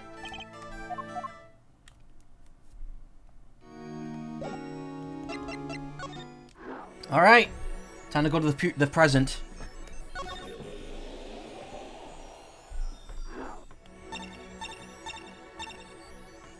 Borscht Bowl Club. So this isn't the present. This is like right before the beginning of the game present. Just making that clear. Even though it says present day, it just means like present era. Borscht Bowl Club. This is the other song that I really like in the segment. I'll be taking my leave now. Still have some work to do back at the office. Then guess I'll go back to my piano. To be honest, it's better when you aren't playing. This frigid culinary dungeon almost feels comfortable. Later then. His voice clip is weird. It sounds very nasally, but like it doesn't look like the kind of voice he'd have. 2 hours left on my shift. Wonder if we'll get any customers tonight. Do you know who I am? Who I am? No, but if you hum it, I can play it. Just kidding. I don't do requests. How about a different sort of request? You see, I play cards. Oh, a customer. Was just hoping someone would come in and save me from a night at the Keys. I seek a true competition. Heard the Borscht Bowl Club is the place for this. Now I see the rumor's true. And this is a friend of yours? Oh god. I fucking forgot he's here. Don't mind me. I'm just your friendly neighborhood newsman. He will not be playing tonight. When his business is finished, I shall send him home. This competition will be between us. No others. The Right Talent Agency represents 2 artists. And I'm number 2. I play piano. Well, sort of. It's actually just a front for my real talent. Which is playing poker. Trust me, everyone in this room right now deserves a kick in the balls. Except Phoenix. Well, no, even Phoenix. Phoenix has done some stupid shit. Don't ask me how I got started, because I don't remember. Get him out of here. But I'm good. Real good. Didn't take long for the rumors to get around. Go to the Borscht Bowl Club if you want a real game. This guy's never lost. Hello, officer. People don't come here to hear me tickle the ivory. They come to watch me play cards.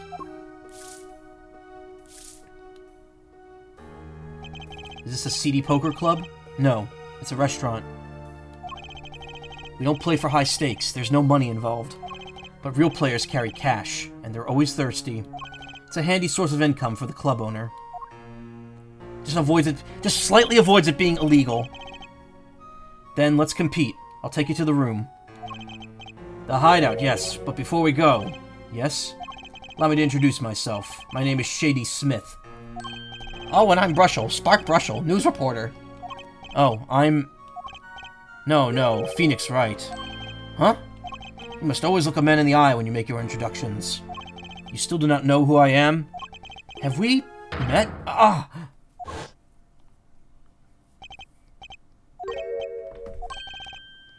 You've read this dialogue already tonight.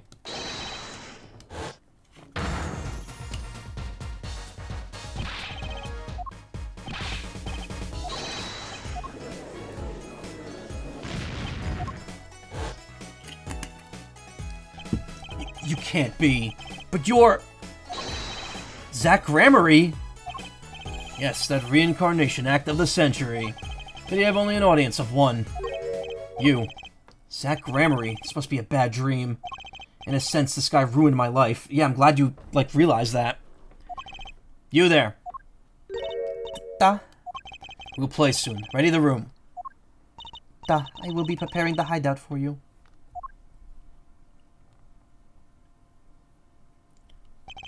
Are you really him? The Zack Gramarye? Now I am Shady Smith. Remember this. How many years has it been now? 6? In exactly 3 days from now, it will be 7. I caused you much inconvenience, I fear. Yeah, you could say that. Is she well? Trucy, I mean. She's fine. I've got her working already. Hope you don't mind. I need hardly express my gratitude, but you have it. This is why I have come. And to settle a matter of cards. By which you mean poker. Those eyes, he's serious. I despise losing above all else. And so I've decided that I will win tonight, no matter what it takes.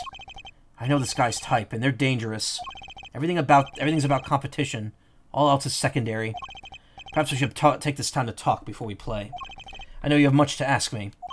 And you. Pay for your child support, you fuck. Can't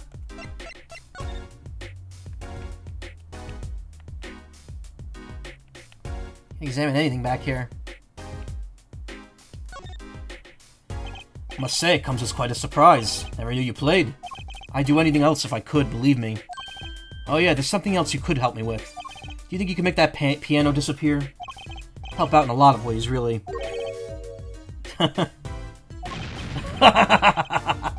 You say the funniest things with the straightest face. People always tell me that, except I wasn't joking. This is grape juice. Is it refreshing? Usually drink too much and it ends up making me thirsty. Oh, Mr. Wright. There's something inside that bottle. Huh? It's my business card. You aren't surprised at all. Perhaps you don't like magic? Sure felt surprised. Maybe I had my poker face on. Is the joke here that hell is frozen over? I mean, it's supposed to be Russia. Cold-ass Russia. It's a borscht club. Even though borscht is Ukrainian in origin. On the piano tables, this one's closest to the piano. One of the restaurant's tables, excuse me. Which makes it the hardest to eat at, I hear. On days when I'm playing, that is. What do you think about the ukulele? I haven't played that. Heard the remaster of the game is pretty good. The sound is slight, the annoyance curtailed. A ukulele in a Russian restaurant? Then you must go to a Hawaiian restaurant. Hawaiian shirts don't go well with my complexion. I give up.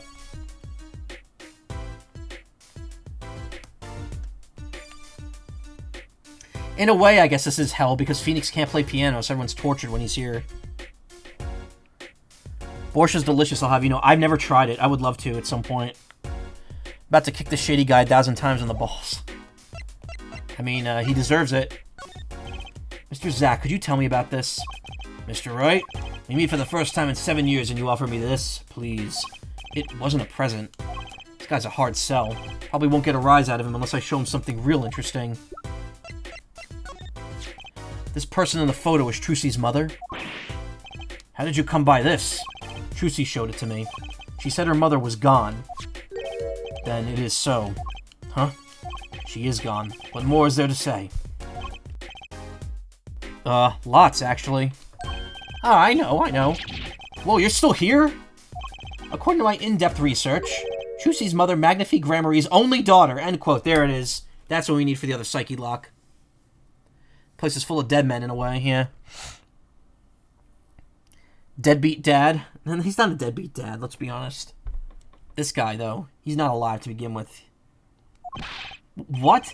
Magnifi's daughter? Is that true, Mr. Zack? Brushel, you say too much.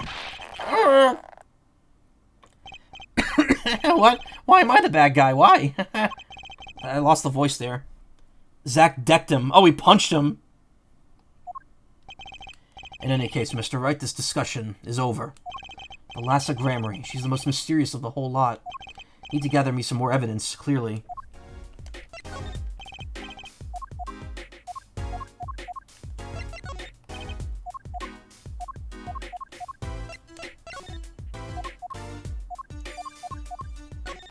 Shit.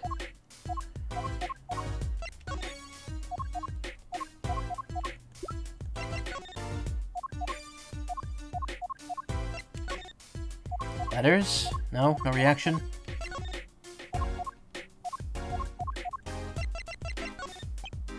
Forged diary? Okay, no, he's got nothing. He's got nothing.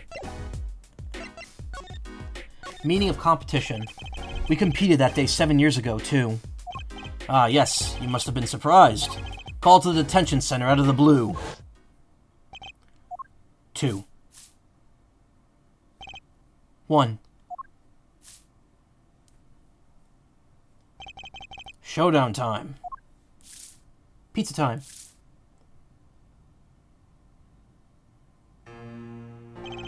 I lost. It's only a game of poker. A game I've played for a long time, and only lost twice. Who was the first? The man I killed, of course. You chose your defense attorneys by playing poker. Some are hired, others fired. When you compete, you see a man's true nature. You know what I speak of. I know that you do. Trucy's power. Trucy, she's in a class of her own. Oh, you're talking about Zack being the deadbeat. Yeah, kind of, in a way, I guess. He is a deadbeat. I thought you were talking about Phoenix. For 7 years, I've played poker here at the Borscht Bowl Club, and I've never lost once. I'm good, but not that good. I win because whenever there's a big game, I bring in Trucy. And she sends me signals. Daddy, he's got a good hand. He might have a chance if you act quick, but better call him soon.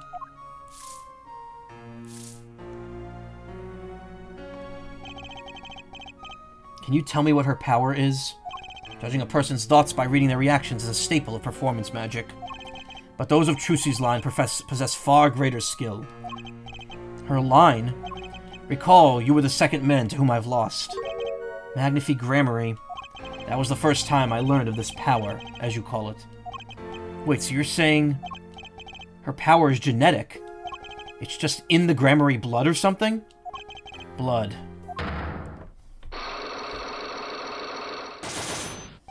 I'm sorry, but it is not something told lightly to outsiders. And it's nothing you need to know at this time. Some kind of Gramarye secret, then? Fine. She's 15 this year. She's still trying her best to follow in your footsteps, you know. I see. When I planned my disappearing act, it was the thought of her alone that gave me pause. Wait, you were planning on vanishing from the get-go? Yes, and for that I must apologize. However, I could not be found guilty that day. Because of this. This? A transferal of rights. You see that signature? A transferal? That's Magnifique Gramarye's signature, isn't it? Hereby give all rights to the secret staging and performance of my magic the recipient name below. Recipient Zack Gramarye. Magnifique Gramarye. But you didn't even put Zack's real name. So how's that legally binding? Zack's real name was Zack Enigmar.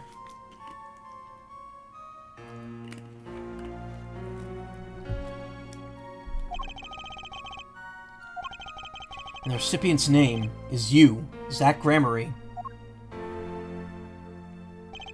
Yes, it is I, Zack Gramarye. Wait, this page looks torn. You recall the diary, yes? He married, though, right? Yeah, but his real name was still Enigmar, wasn't it? Because Trucy's last name was Enigmar at the beginning of this segment. Gramarye is... The thing is, I don't even think the last Magnifie's last name is Gramarye. I think it's all just a stage name. First, take a close look at this diary. Note that the page has clearly been ripped out. As it just so happens, I have here what I believe to be the missing page. Wait, let me see that! How could I forget? That scrap of paper lost me my attorney's badge. This is the real page that was torn from that book. Magnifique gave it to me that night. You could have told me this earlier, like 7 years earlier. Once again, I must apologize. It was also what I could do to prepare him for my escape from that courtroom. Transferal of rights. The greatest of Magnifique Gramarye's illusions are true art. As such, they are well protected by this document. Only its bearer may perform his illusions on stage. Sounds like a pretty important thing to have if you're his disciple. As the rightful heir to his art, I too wanted a rightful heir. Rightful? I'm sure you know who I chose as my successor. Your daughter. That's why I've risked it all to come here tonight. Brushel? Sir! Ah, here you go! What's this? A letter passing the rights I've inherited to Trucy, so that's the letter that we got at the beginning of the chapter. Should have told him, bud, yeah. Entire court system's fucked. He could call him Assface McGee in the letter. It would still be legally binding. Yeah, exactly. I would have you sign here as a witness. But I'm not a lawyer anymore. And you need a public notary besides. Ah, I may not look it, but I'm a certified notary. You are? By day I wear a notary's glasses and hunt for news. Also by day I wear reporter's glasses and notarize. When I take off the glasses, I can't see very well. Your signature, please. This is the first reason I've come here tonight. Transfer of rights added to the court record. Document transferring the right to perform the Gramarye repertoire to daughter Trucy. Ah, I finally figured it out. Now I know why you've come out of hiding only now. It's been 7 years, you said. Precisely. Freelance journalist can still scoop from a mile away. Age 36. Yeah, now all their ages are correct. Even though Meekins doesn't show up in the future, his age is still here. But see, Drew Misham doesn't say deceased, because he just got killed, I think. I think that's how it works. Whereabouts currently unknown.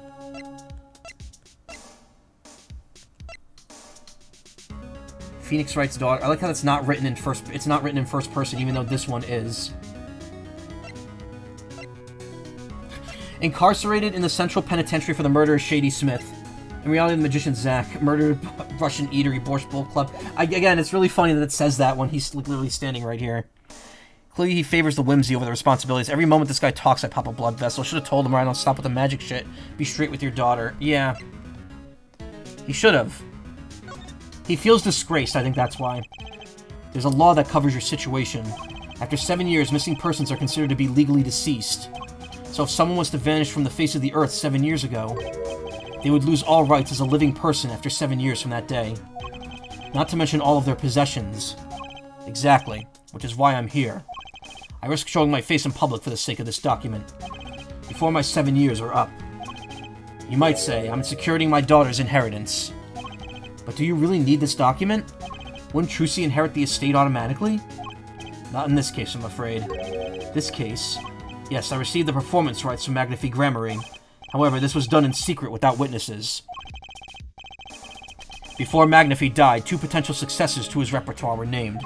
Myself, Zack Gramarye, and Valiant Gramarye. Not Trucy. I see, so you do need this document. I have known Brushel since before I vanished. He is a man I trust. Now only 3 know of my rebirth. I took the liberty of looking into Trucy's background, and found you had no other close kin. It is as you say.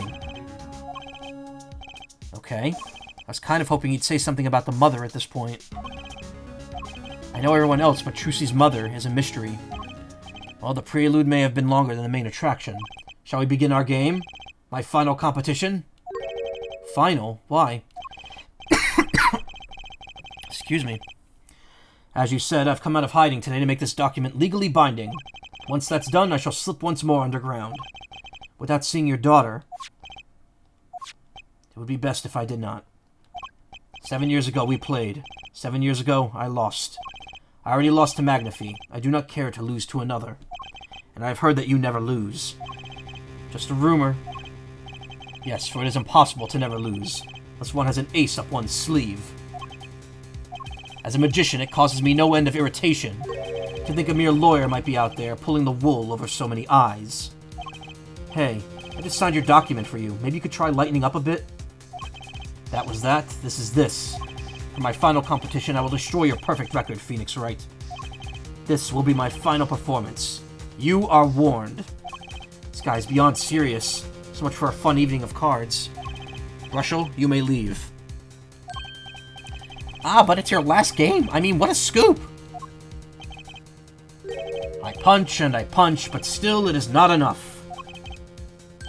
I just remembered a future, prior engagement. Toodles, gentlemen. Oh, and nice meeting you, Piano Man. Then let us begin. Dealer? Da. You'll be witness to our competition. Da. It is honor for me. Why haven't I seen her around here before? Wouldn't Phoenix know immediately? Like, well, yeah. If she doesn't work here, then why would Phoenix, like, be like, oh, cool, new waiter. Future prior engagement's a very good line, yeah. Deb beat Gramarye, just like Gramarye beats, Brushel, apparently. Maybe that's why Brushel looks the way he does. Maybe he was beaten until he's all rubbery.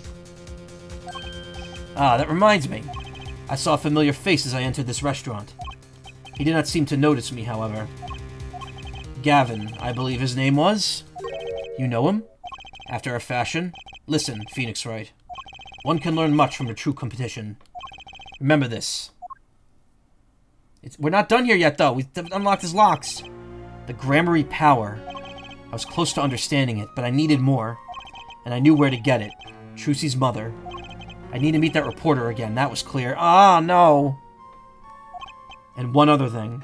From the moment my final competition with Zack began that night, a name was running through my head. The name of a man now in prison. A name Zack Gramery knew. But how? And why?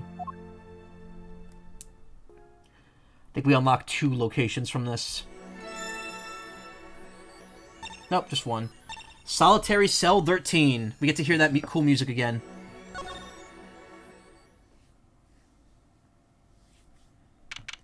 Present day. Central Prison. Solitary Cell 13. So this takes place now. This is taking place in like present day, and not before the game begins. Present day.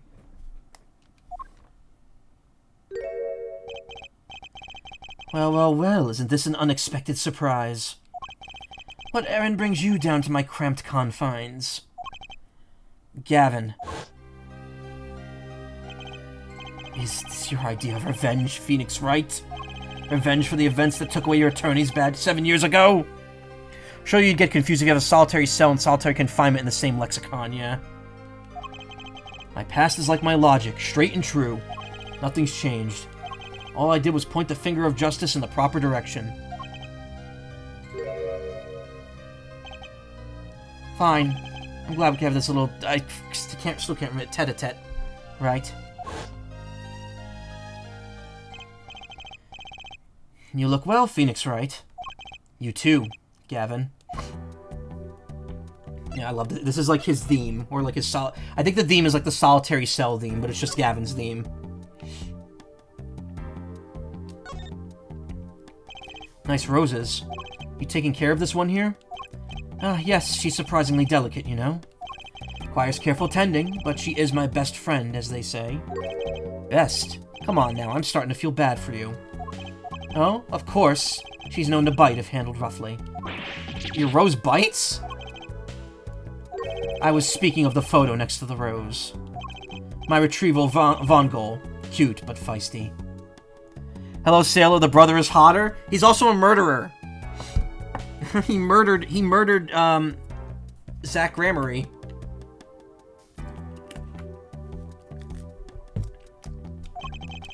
Every dog has his thorn. He sucks. It's strange, you know? Here I am in solitary, and yet the books keep piling up. Looks like you've got more than books up there. Ah, yes, my collection. I have a few friends on the prison staff. They show me a little kindness. Just a little? Bro, he's got a pet bird up here. And a violin. I wonder if he's like just allowed to play that whenever.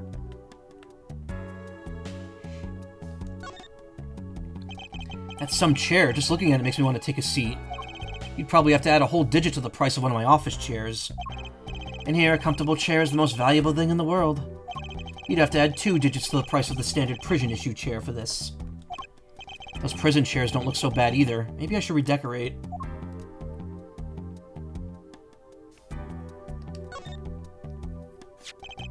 An envelope's been bothering me since I came in here. It's not nice to sneak at other people's mail. You get the mail. You get mail in here. You get mail here in jail. I almost read that as Ja, and I was like, oh, what's Clavier doing here? That I do, though they read it first, apparently. Still, I am allowed the pleasure of correspondence. Packages and the like are a different matter, however. Looks like sneaking a peek is out of the question. Couldn't you just ask the prison staff then? They would know. Okay, there's nothing else here, I think. No. So if he's a murderer, I can make him worse. You're not gonna like him. No. Well, we already know. What do you think about this, Gavin? He's so happy to be incarcerated, like he just doesn't care. I hardly need to remind you that I'm not a free man. I care little about the outside world, save advances in chair technology. No information forthcoming there, I guess.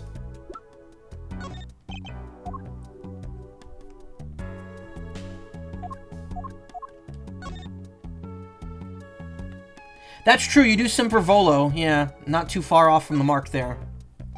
Zack's signature. I'm sure he's written it many times, being an ex-star and all. I bet there's plenty of people out there who'd kill for Zack Gramery's autograph.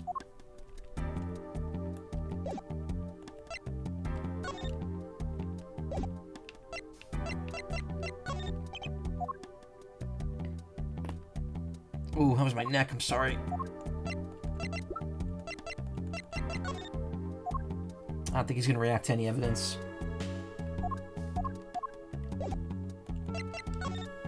Gavin's murder. Life has been full of surprises for both of us. I have no doubt you never expected to lose that attorney's badge of yours. And I'll bet you never expected to wind up here. Shady Smith was the name of the man you killed. Did you know who he really was? Who he was? Zack Gramery, you know, the defendant. I remember him, of course. Got that face with the shadowing on it. But you say Smith was Zack? Impossible. Don't even try to tell me it was a coincidence. What did I just say? Life is full of surprises, don't you think? After that trial, you were arrested and found guilty. But your motive was never made clear. A mistake I plan to remedy. You're not an attorney anymore, Phoenix Wright. What possible conclusion do you think this investigation of yours can lead to? I killed a man named Shady Smith with a bottle because I'm an evil human being. Isn't that enough? Not for me, it isn't. I need to know why you did it, Gavin.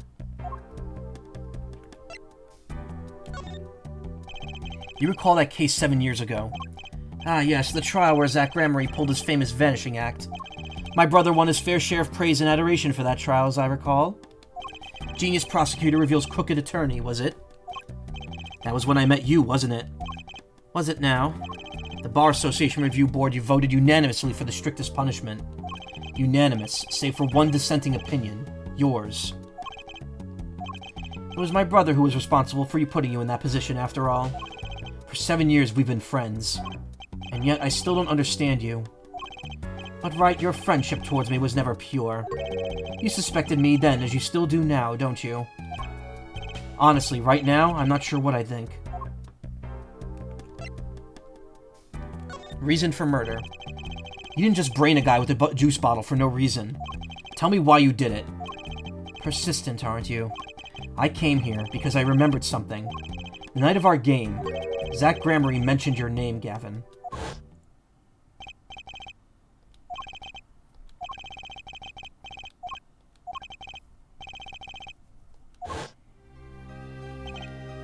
After that, he was killed, and I asked you to help me. Because I remembered your kindness back when everyone else had turned their back on me. I seem to be in a bit of trouble.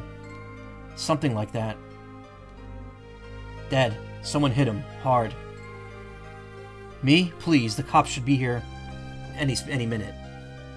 I've seen this scene like a bunch of times. I'm in your hands. Should it come to that. With this fucking taped together cell phone. I have to know. Why did you kill Shady Smith? No, Zack Gramery.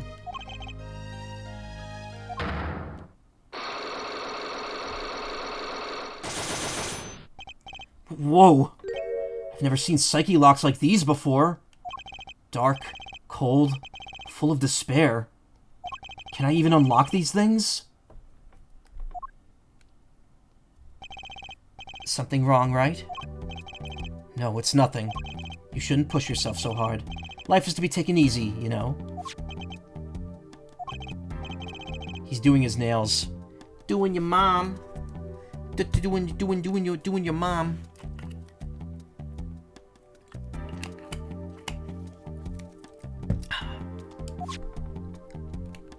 So you know we cannot, and they will never be unlocked or acknowledged in this game anyway. Nope. So no, you cannot unlock the Black Psyche locks. You can't even attempt it. They do come up in future games, in a future game. And you do find out what they actually are. But as far as the rest of this game goes, we got nothing.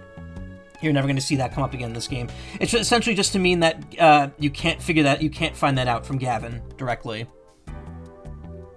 But you do find out why by the end of this game, don't worry.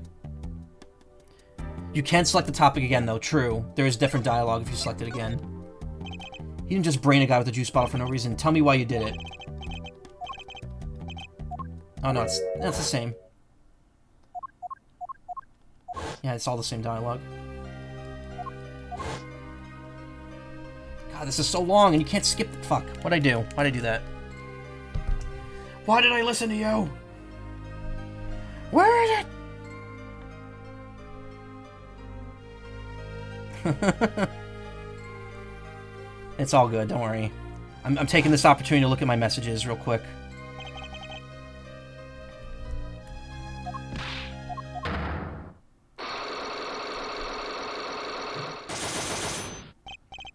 Lotto drawing is soon.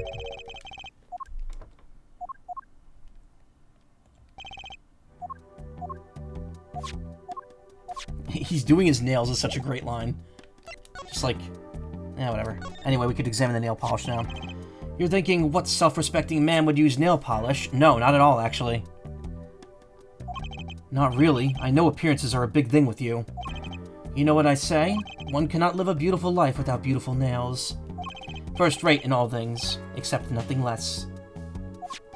It certainly does look like first-rate nail polish. I like the sparkly bottle. It's crystal. If you're so drawn to it, please, have one. It's on me. Found in Christoph Gavin's cell, the nail polish is colorless. Why would he just happen to have more than one of those, and why the jail would not let Phoenix take that with him? Anyway, it's gone now. He just gave him his only one.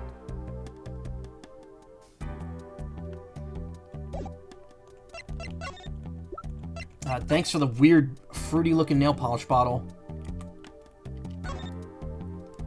Ariadone. I've heard of that brand. And this must be the brand symbol. It's supposed to be some kind of flower. Wait, no, maybe it's a hand. Wait, on second thought, is that an eagle? Who makes these things up anyway? I think they'd try for a clearer symbol at least.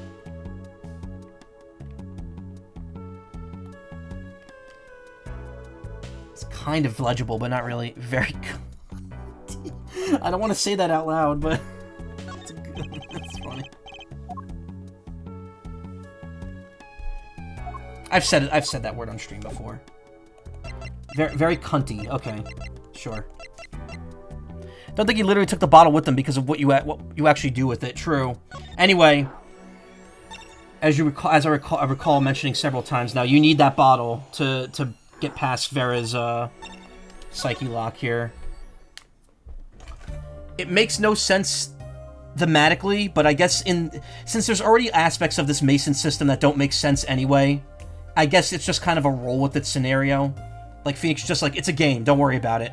Don't worry about it, bro. It's still real.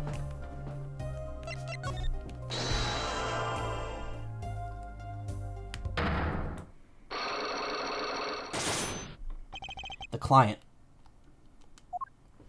You seem to trust this client. Quite a lot, in fact. Because they gave you the stamp, right? No, that's not why. They listened to me, to my problem. The problem that keeps her inside all the time. Don't go outside if you don't want to. That's what they told me. But when I have to absolutely go out, all I had to do was use a good luck charm. A good luck charm that your client gave you. I think I know what your client might have given you, actually. Is this your good luck charm? Found in Christoph Gavin's cell, the nail polish is colorless. This was what they gave you, wasn't it? Ah! The same bottle's over there on your desk. Your good luck charm, right? I heard once cosmetics were once thought to ward off evil. This is a magic bottle. It has the power. Ah, of course it does. I'll just refrain from commenting any more on that one. I think I know who gave you that bottle, actually. The one who asked you to do this job. Was this the client? This man is a friend of mine. Know him? Did they ever use the Mason system again? Nope. No Mason system, no Juris system. Neither of these systems come up again. But also, I want to point out, people are like, why did they introduce this just to give up on it? It's worth noting that the next two games take place like a year, like less than a year, and then another year after that. It's possible that they might still bring it back in a future game. And the thing is, like, it takes years to fully implement a system like that. So on the off chance that a Juris system of some sort does come back in a future game, which I think it might, because Shu Takumi really likes that, like, multiple witness, investigations or cross examinations. because he liked it in the Layton game, and he likes it in the Great Ace Attorney games. So if Shu Takumi comes back for like a 7th Ace Attorney, I feel like we might see some variation of the Juris system come back into it. Matches real-life time process, exactly. Like, the reason it doesn't come up in the next 2 games is because the next 2 games are like, literally like a year, like less than a year after this. So it's like, okay, just hasn't had enough exposure yet. They probably still have to run trials and tests and stuff. And again, I know I'm applying real-world logic to it, but it's, it's an excuse as to why it just might not be there. Anyway, something we're completely glazing over here is the fact that Christoph Gavin is the guy who requested the forgery. Christoph Gavin did this on purpose. He got Phoenix disbarred, if he is in fact the client. This man is a friend of mine. Know him? His name is Christoph Gavin. He's a lawyer, actually. I promised. I promised not to tell.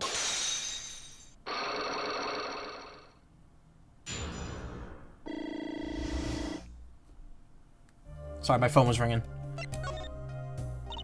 I'm sorry, I can't talk about the client, I promised.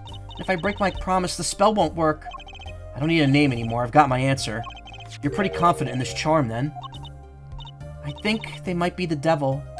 Huh? Or maybe an angel. What do you mean? I saw it, or I think I saw it, when they gave me this. I saw the devil's face. Are you saying the client's face looked like the devil's? No, the client was gentle, with a gentle smile. So where'd you see this devil, then? It was so quick, I don't remember well. But that's when I knew that person wasn't like other people. That's why I believe in my good luck charm. I'm not sure what this devil she saw was, but it's pretty clear that Christoph Gavin has her charmed. Well, I think that's all. I'll be leaving now. I'm sorry for what happened. If you want to apologize, try my client, Zach Gramery. Did I do something bad? What makes you think that?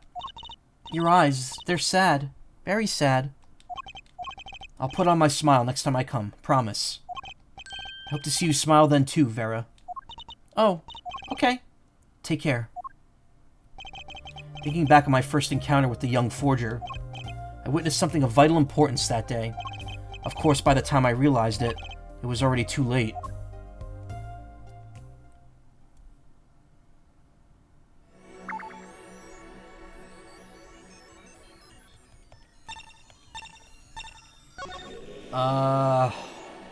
So did we unlock something else here? No, we haven't. Okay. Well, I can't do anything else here or here yet, so we have to finish Valent's thing. It's weird that they present this as like, okay, go to the past and the present, but you're pretty much doing all the past stuff at the beginning, and then just going to, like, the present mostly at the end. Do I have evidence that shows that the Lhasa is, Trucy's mother and the daughter of Magnifi. Okay, that's all we needed to finish this. We need the profile to get updated.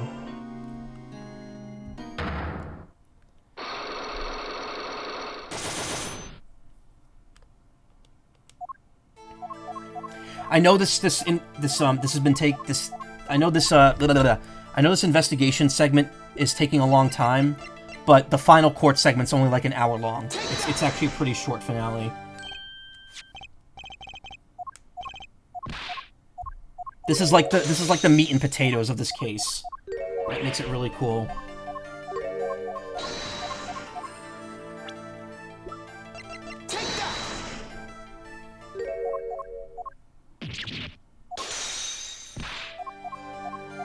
Was lurking eating buttered corn. I'm happy because corn is your favorite. I actually had, like I said, I had artisanal tacos today. I had elote. Elote.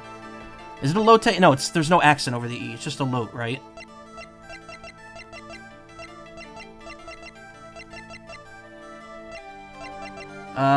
Danger stamp.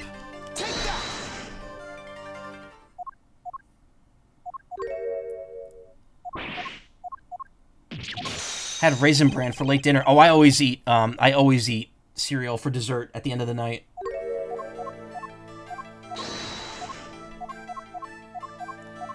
Look, I'm just going by what the menu said. The menu doesn't have an accent on it, so I didn't know. Speaking of, something I did on my YouTube channel, I know this is kind of weird, but I unified every mention of the word Pokemon in, like, either a playlist name or a video title to not have the accent on the E anymore. Because apparently, YouTube sucks with searching for the word Pokemon with the accent, and it counts it as a different word with the accent and without. And from what I can see, like, every YouTube Pokemon, every Pokemon YouTuber just writes it without the accent, because it's the easiest way to search for it. So as much as I don't like doing that, I kind of unified it on my channel just to make it easier to search. If, God forbid, people actually search my VODs for shit.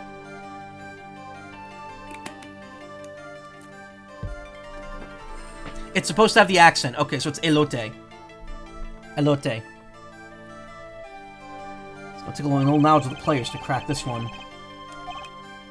This information proves why Magnifi had so much power over you. It wasn't a question of who shot the Lassa. The Lassa herself was the problem. What do you mean? She was Zach Gramarye's wife, Trucy's mother, and Magnifi Gramarye's only daughter. Urk! There was a terrible accident, and the two of you killed your mentor's only daughter. If that wasn't the key to Magnifi's power over you, I don't know what was. It was an accident! 2 rabbits, 3 doves that fly out of him when he does that. Are you playing the new Pokemon game in a week? Yes, I will be streaming it Thursday night when it comes out. It comes out Thursday night, as in Wednesday into Thursday. I'm gonna get a physical copy Thursday. If I get it the release day, I will stream it that night and Friday. If I don't, I will just stream it Friday. But knowing Best Buy, they should deliver it on launch day. They really should, because they're usually really good with that. Definitely ping you for that, sure. The thing is, over that weekend, Soma, me, and 2 of our friends are also going to be playing together, not on stream. So I'm probably, I don't know how it's gonna work, like with making progress, but I think we're gonna be doing multiplayer, so I'm probably just gonna be training my team off stream, which means that I'm probably going to spend the first 2 streams like making a beeline through the story and getting like as far into the level cap as I can, so I can have a good team.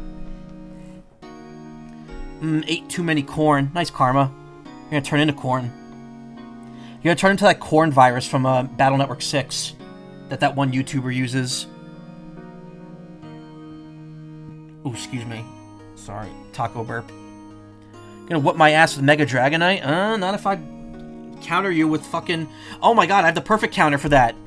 Because if you get the game at launch, you get the Mega Gardevoir. And Mega Gardevoir is one of my mains on my old Omega Ruby team. So, prepare to get completely wrecked. Blackmail. There's no proof, none at all. But the Lhasa went missing, and your mentor blackmailed both of his disciples. It doesn't take a genius to put 1 and 1 together here. Ours was a complex family. You mean Troop Gramarye? Master Magnifi Gramarye, his only daughter, and his 2 disciples. That does sound like a recipe for disaster, doesn't it? Do not be tempted into faulty flights of fancy. Yes, there was an accident, but that's all it was, an accident. Zack and Valent's tour de force. The guns blaze, the bullets fly straight towards the beautiful body on the stage. And then crash zing pow into everything but her. Now that is magic. It happened one day while we were practicing. Same trick with a new twist. And tragedy.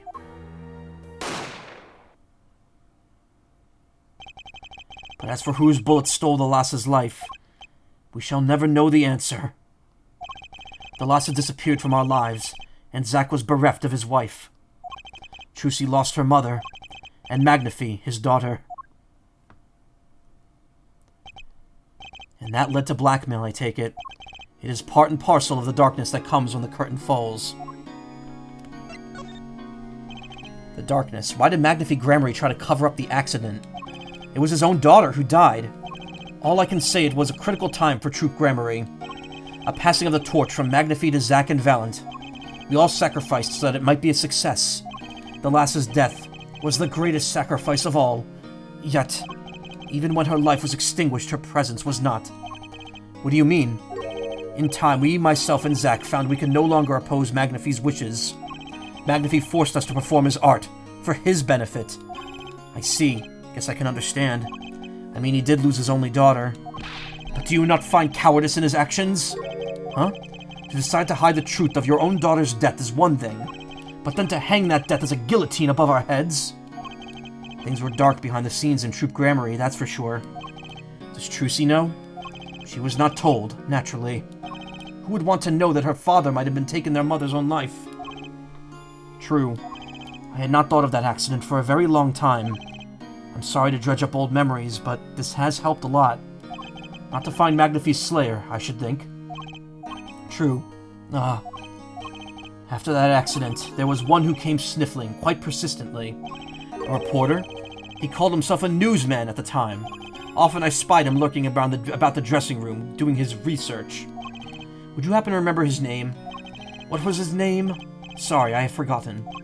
But in the course of his interviewing, he became quite close to my partner, Zack. I liked him not. I see. His name, I do not recall, but his scent, the cloying aroma of mint. Yes, whenever he smiled, which was far too often. I see. Thanks for your help. Does no good to interfere with the past, Mr. Wright. Oh, so that's how Zack became friends with Brushel. I was confused as to what their working relationship was. You will not uncover answers, only wounds. I'm sorry.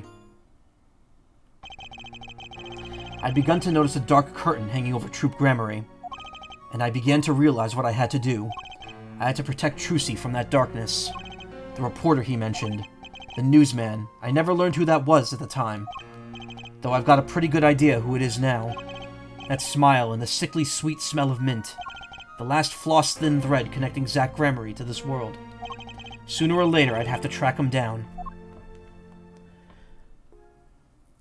So all this because of a stupid, unpracticed trick. I mean, it was a trick they'd done a bunch of times, but still, somehow, couldn't blame him. Drew Studio and Sunshine Coliseum. We've got the full gamut of emotions here. Art and art.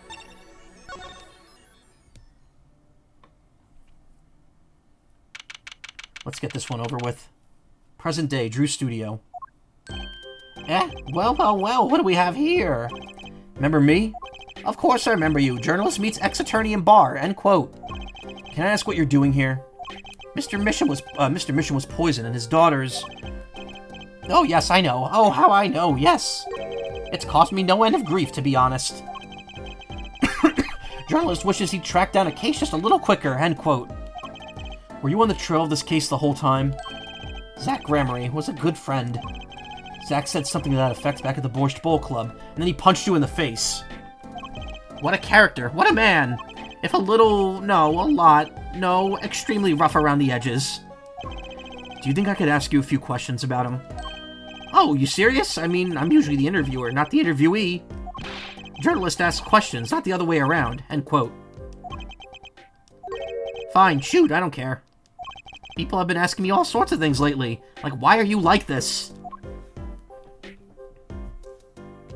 Seriously, why are you like this? Those 3 paintings. All Drew's works, of course. Which is to say, Vera's works, really. Or to be more precise, Vera's forgeries of someone else's works. Of course, if you demand utter and total precision... Actually, there's nothing more. I was about to say. Guards, execute that man. This is where Mr. Misham fell? Never thought our 7-year reunion would be quite like this. Wait, you knew Mr. Misham? Met him once, in court. It was a brief meeting, but one I'll remember for the rest of my life.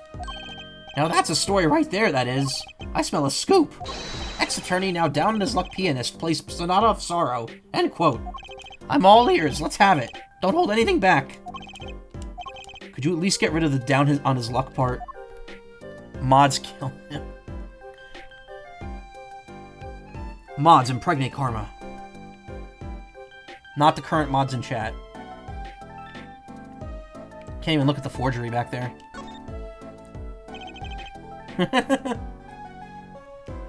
door outside. Vera might come walking in at any moment if she wasn't in intensive care. Will she ever come to that door again, I wonder? Can't examine the mailbox. Yeah, it's really weird how much nicer the studio looks now than it did 7 years ago. A drafting table, probably for making detailed designs for forgeries. You know what I'm think about that? I'll tell you. Painting should be done freehand. No rules, no restrictions. You really think a line drawn by a ruler is going to move anyone? I smell a letter to the editor. Dude, you don't know anything about art. Plenty of people use tools to help them draw. Could you write an article with a ruler? End quote. Unless you wanted a ruler to write the address on your blackmail letter straight. That's what I think. You could quote me on it, too. You could drop this guy on a deserted island and he wouldn't get bored.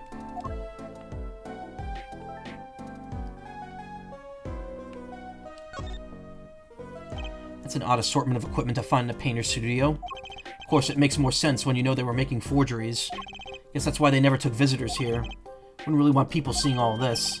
Yes, in fact, I was the first human being to ever set foot inside this studio. Or other than Mr. Misham, of course. Oh, and Vera, too. And this is assuming that I'm human, of course. See? He admits it! He's not human! I'm beginning to have my doubts. Also, that he wouldn't be the first person to set foot in there, because Phoenix went in there. He even said he did. Oh, wait, no, he said he met him in court. Never mind.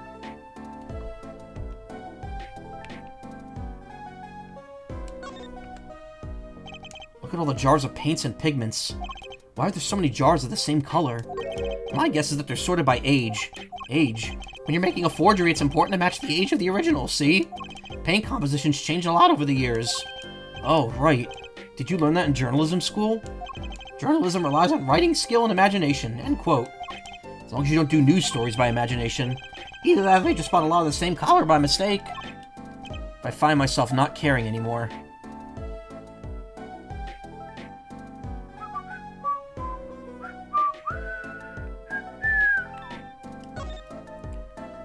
Let's take a closer look at that desk.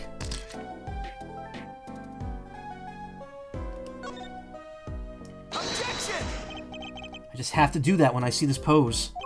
Can't believe it's been 7 years. I have to stop torturing myself with these things. I know, I'll just pretend it's saying something else. The post office? Why, it's right over there. Good day, sir.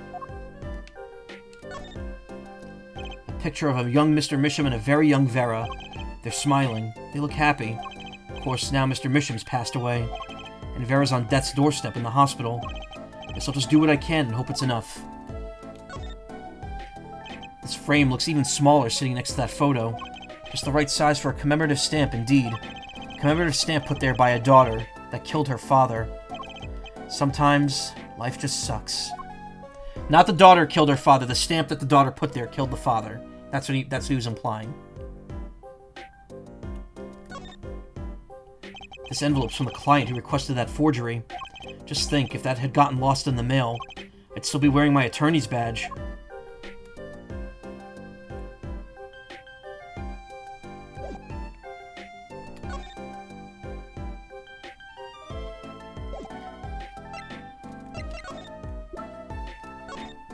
Mr. Brushel. I noticed. Oh, everyone does that. It must be a weird issue with this room's like scrolling. It's like off-centering the sprites when I get back there, and then when I talk to people, they recenter. Mr. Brushel, could you take a look at this? I hear you loud and clear. Loud and clear. So you want me to write an article on that, right? What's the angle? Actually, no, that's okay. I don't need an article. I was just wondering if you had any thoughts on this. I hear you. I hear you. You want me to sniff around for a scoop? Well, you've come to the right nose, my friend. It's odorless. Thanks. Okay, that was less than informative.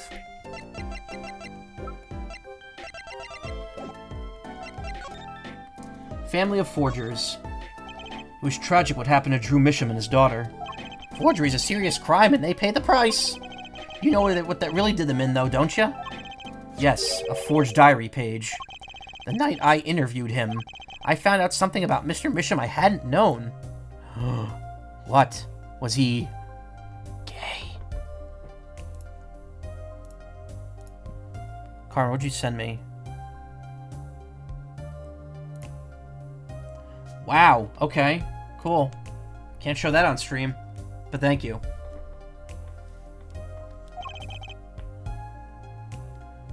What's that?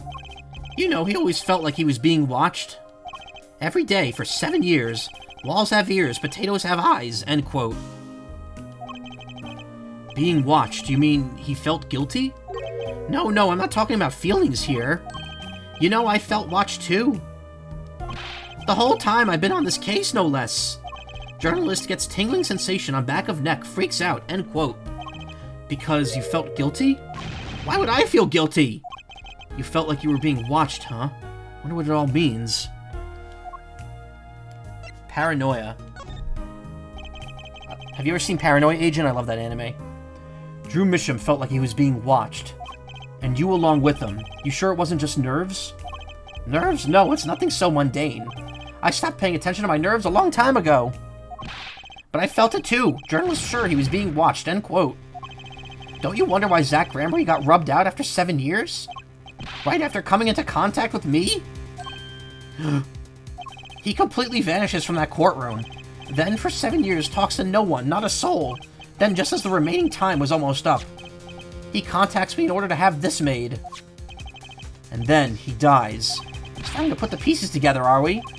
And you were being watched this whole time? Maybe not just me, maybe you were too. But me? Someone's got their eye on everyone. I think it's pretty obvious who. I met Zach through that case, actually. You mean the shooting of Magnify Grammary? No, before that, it's not widely known. You mean the accident during the quick draw shoot-'em practice. They're being watched by Little Slugger, hell yeah. God, that opening theme is so good. My, you're well informed. Should have seen me back then. I dug up quite the scoop. I wanted it all. Money, fame, woman, a little puppy, all for me. I was younger then, and my days and nights smelled of fresher mint than they do now. Valiant Grammary didn't mention one particularly nosy reporter. In fact, I was on close speaking terms with Magnify Grammary at the time. I knew his daughter, too, of course. The Lhasa, was it? Really. Then the Lhasa disappeared, quite suddenly at that. And Magnify wouldn't say a word about it. Yeah, my evil habit got the better of me. Journalist catches scent of a scoop, goes on feeding frenzy. End quote. I set up a one-on-one interview with the Lass's husband, see? Zach Grammary. Something strange was in the air at the Troop Grammary in those days. The whole screwy mentor controlling disciples scene started by then, I'm guessing. The Lhasa, she was part of it all, right? Come on, you could tell me, off the record. Sorry, I don't know.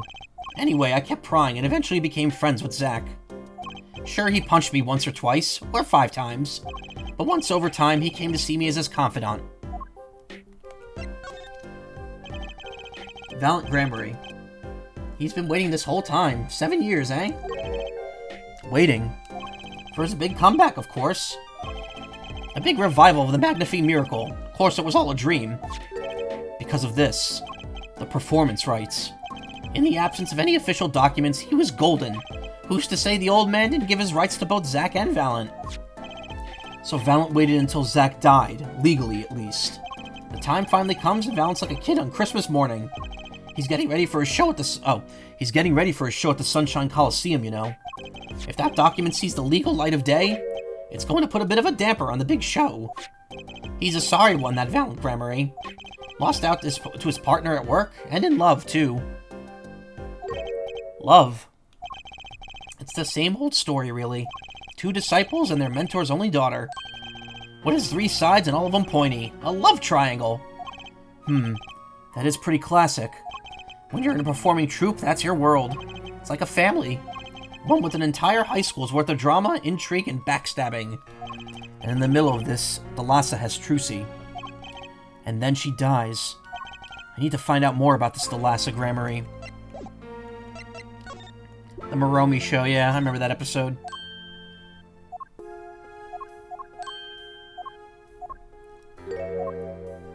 Take a break. Take a break. Take a break. Take a break.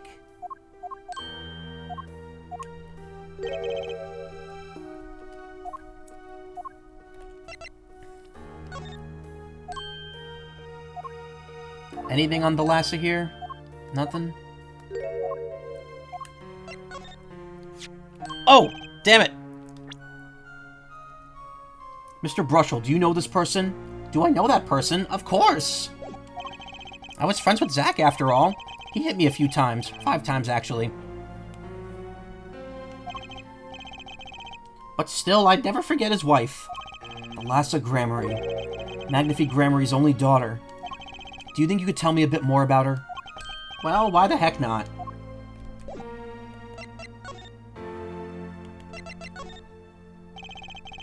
So the Lhasa married Zack and had Trucy, see? It was her second marriage, actually. You mean she was divorced? Hadn't heard this one before. Not quite. Her late husband was a performer, too. Apparently he died during some gig. Tragic, really. They had only been married a year. Didn't know. Ah, but she was a beauty. I still carry a portrait photo of her around, you know? It's a photo from inside the locket. I've known Trucy since she was a little thing, too. She got the better deal, really. She's got you for family, after all. What do you mean? Just reminiscing, you know? The Lhasa has another child besides Trucy. End quote. What? But Trucy said she was an only child. Ah, yes, this one she had with her previous husband. Her previous husband? Her first husband who died during the performance? Yep, they had themselves a kid. Another orphan now. That's another one who slipped through the cracks. No idea where they are. The Lhasa had another child. Do you think I could borrow that photo? Sure, I can be generous on occasion, you know? Photo of young the Lhasa, Trucy's mother. Won't need this locket anymore. Better return it to Trucy before I forget. People and events all get tangled together and get bigger and bigger. Don't you think? I was too busy wondering about bigger to listen to what you were saying. Sometimes you just gotta be able to accept that it won't all be able to untangle, I think. Maybe so, but still, I have to do what I can. And I have to tell what I find to those who come next. Next, you say? I'm not the one who'll close the curtain on this little play. Apparently, that's not my role anymore. Magnifi. I was just wondering what Magnifi would think of all this. What do you mean? Haven't you seen it in Trucy? She's got his power. You mean how I can't lie to Trucy? It was the same thing with Magnifi. And with his daughter, the Lhasa. It's a strange thing. You think it's some Gramarye gene? Magnifi told me once, back when Zack married the Lhasa, he said Zack had good eyes. But not good like a Gramarye's eyes. Not that good. Wonder if Zack ever played a game of poker with his wife. Who knows what the Gramarye secret actually was? Maybe nobody, now that Zack's gone. Zack Gramarye. The plot had finally begun to reveal itself. It sprouted from a warp in the Gramarye fabric, and grew, swallowing everything, wrapping itself around the Gramarye's power. Again, this is happening the same day that Vera's in the hospital, so how did they record this and put it in the Mason system this quickly? A power which passed from Magnifi Gramarye to the Lhasa, to the next generation. And I would once again need to meet the one who bridged it all together.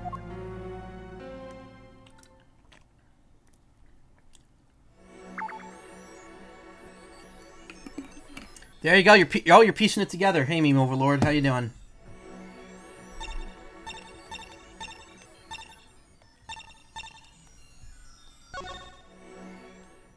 I think we could do this one now. Present day, Sunshine Coliseum. Well, this is a blast from the distant past. Long time no see, Mr. Valiant. 7 years, has it been? Frankly, I didn't think I'd ever see you again. Actually, I came because there's something I want to talk to you. I've spoken to the press. I've nothing more to say. Spoken a lot to a lot of people myself and come to some conclusions. But then I realized I needed to hear it from you.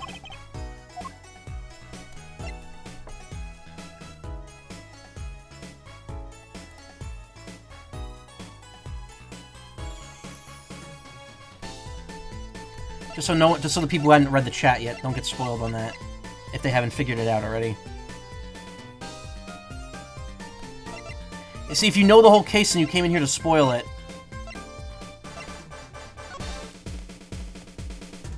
What do you mean piecing together? You already know the whole case. You didn't think that was right. No, what do you mean? You said you know the whole case. Whatever. Don't spoil shit.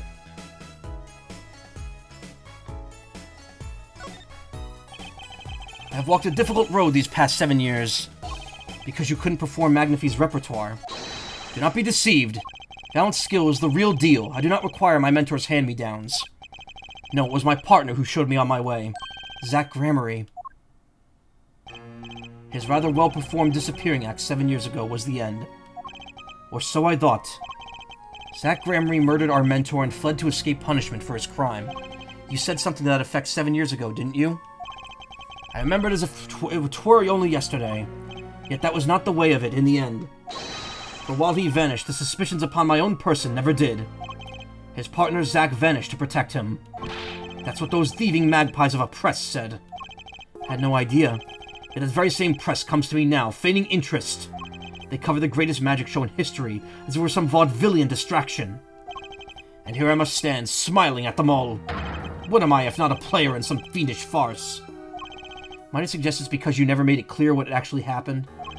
Magnify's death is still a mystery to this day. Which is why I came here to get the answer from you.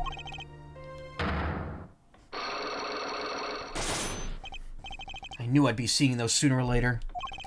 The audience has no business upon stepping upon that stage. They must be content to sit and stare at the spotlight. That sounds an awful lot like something I heard 7 years ago.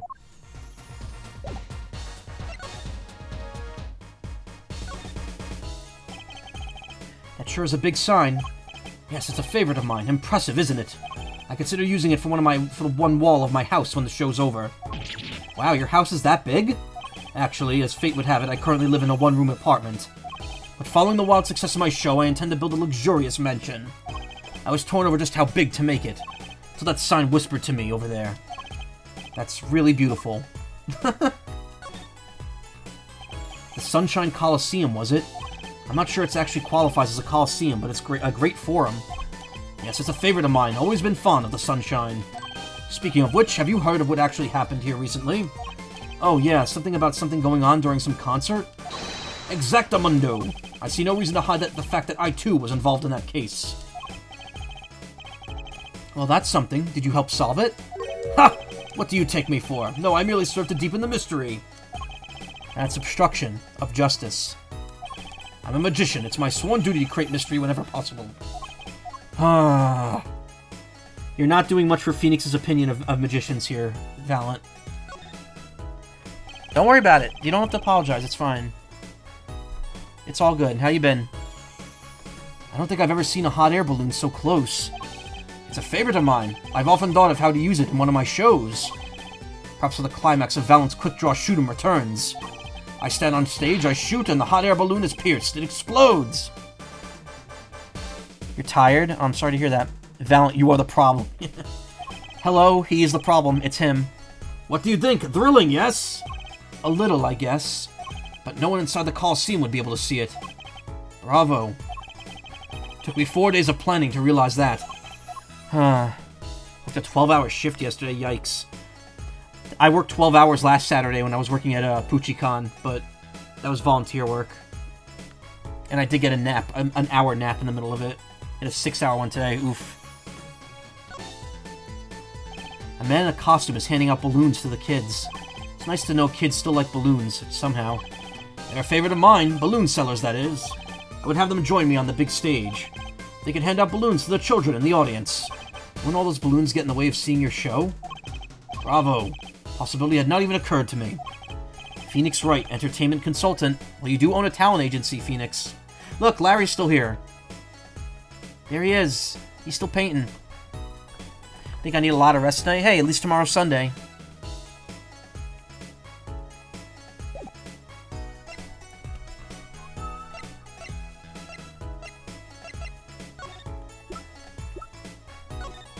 Could you take a look at this, Mr. Valent? Your forgiveness, I beg. Valent has eyes for naught but the preparations for his show.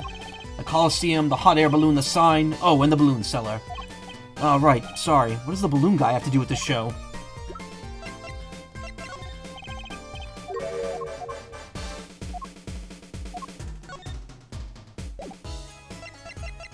Just need a lot of heart. No, she's not in this game.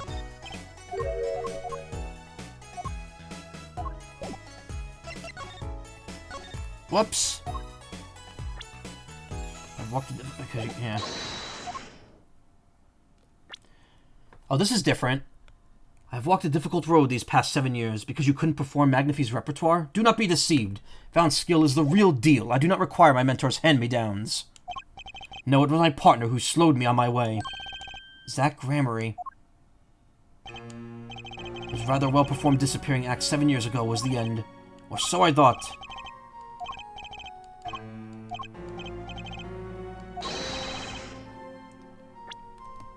That was not the end of it, for while he vanished, the suspicions upon my own person never did. His partner Zach vanished to protect him. That's what those thieving magpies of a press said. Had no idea. Yet the very same press comes to me now feigning okay, and here I stand smiling. It was weird. Some of the dialogue was different, but not most of it.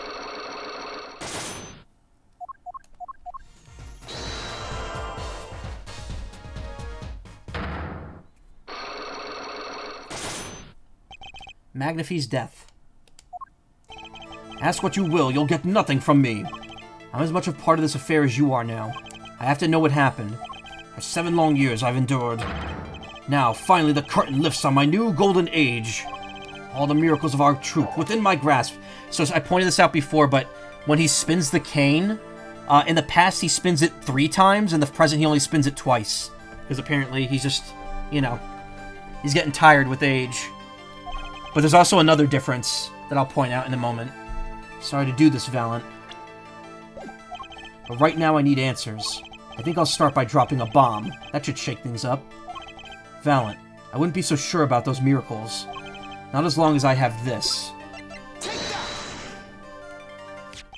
And what might that be?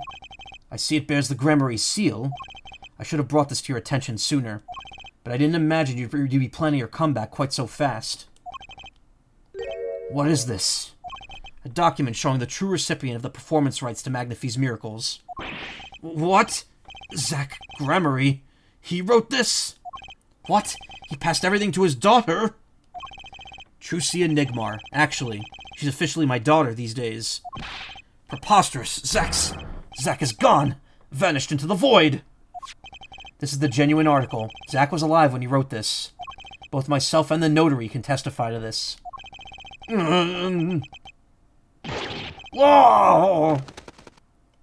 And that's the other difference. Instead of 2 rabbits, it's only 1 rabbit, and instead of 3 birds, it's only 1 bird, implying that the other 2 birds and the other rabbit probably passed away over those 7 years. It's sad. It's so crazy everything's connected. It seems like, yep, that's Ace Attorney for you. Hey, V2, how you doing? I am streaming early, because I need to finish this earlier, for various reasons.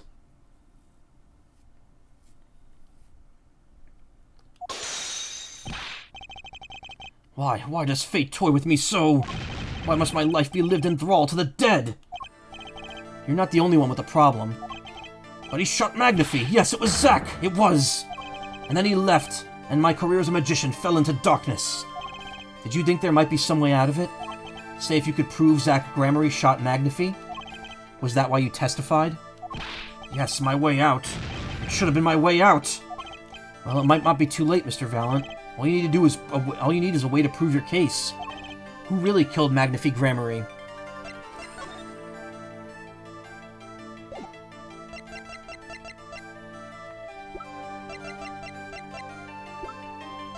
Who really died that day? Who came back? I don't know. Is it the photo? So this is the evidence that answers the question, who killed Magnify? Well, then the question that this evidence can answer is, who here is an idiot? And the answer is, you, Mr. Wright. Woof. Must I suffer such indignities even now? Ah, the life of a magician is a life of turmoil. There's one easy way to win over public opinion, by producing a signed confession, even if the confession's a fake. Well, it might not be too late, Mr. Valent. Oh, I don't have it! Time to do a little more legwork. I have to go back into the past again. Sort of. The kinda past.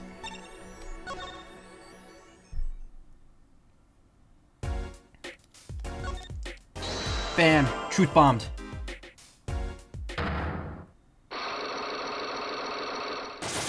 Phoenix would have a signed confession if Shady had given it to him in the past.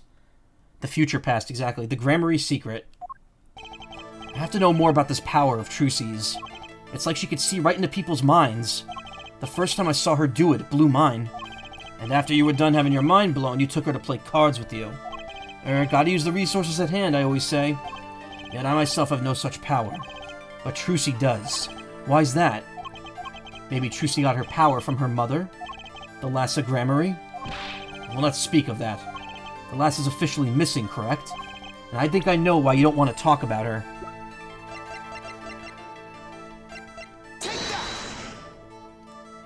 The three of you were a team once. Not that the entire country doesn't already know this. At your peak, you were the biggest stars around. It was me, Barry. I shot him and ruined Wright's reputation. I was the one who made him lose his badge. Me, Barry. Good one, Karma. Yet there's another story behind the fame. Not one that not many people know. The Lassa lost her life during a rehearsal. To you and Valiant Gramarye's bullets. It was an accident. It wasn't me. How could I shoot my dear the Lassa? I'm sure Valiant would say the same thing. Why, it's just like another murder I might... Why, it's just like another murder I might mention. Damn you! Her eyes. I loved the Lassa's eyes. To think they could read my mind was frightening. Yet there was a warmth in them that I felt, like an embrace. She's dead, and Magnifique Gramarye has joined her. So the only one with her power left now is Trucy? Mr. Zack, I do not know. I don't need any power to see through that one, buddy. So there is someone else, someone other than Trucy. Someone who inherited the Lassa's power. How would I know? My chances are slim here. It would take a miracle to learn the truth. Or maybe, one has already occurred. There's someone else with that power, and I know who. I mean, it's the person we've been perceiving with the whole game. This boy. How would Zack know this, though? His name is... I forget. Something weird. Who could he be? An attorney. Attorney? I noticed him when I went to visit a friend's law offices the other day. So, what are we to make of this, oh great ex-attorney? You could show me pictures of strange boys all you like. Great out-of-context line there. But you could at least say something like, I'm this boy. I could use a laugh. Perhaps you wouldn't laugh if you knew the facts. This might not be 100% proof, but it's close. There's a link between this boy and the Lassa. Actually, it's more of a ring. A ring? Perhaps this will refresh your memory. I just happen to have this evidence showing this missing link.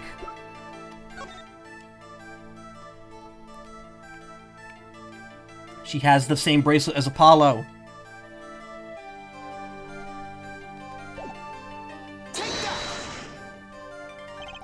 Actually, I do know something. Your marriage to the Lassa was her second. How did you know this? Her first husband, he died a year after they were wed, yes? He was a performer. They met when he joined us on Gramarye's as a guest on our show. After the Lassa wed him, she left the troupe for a while. And you say she had a child then? I have a photograph of her here. Couldn't help but notice it's what she was wearing when I first saw this. Those bracelets stand out. They're a Gramarye family heirloom. This boy wears a bracelet just like the ones in this picture. What? So, that's why. Why what, Mr. Zack? I took this photograph of the Lassa before she left us. When she returned, she wore only one bracelet. I bet I know where that other one went. She gave it to this boy, her son.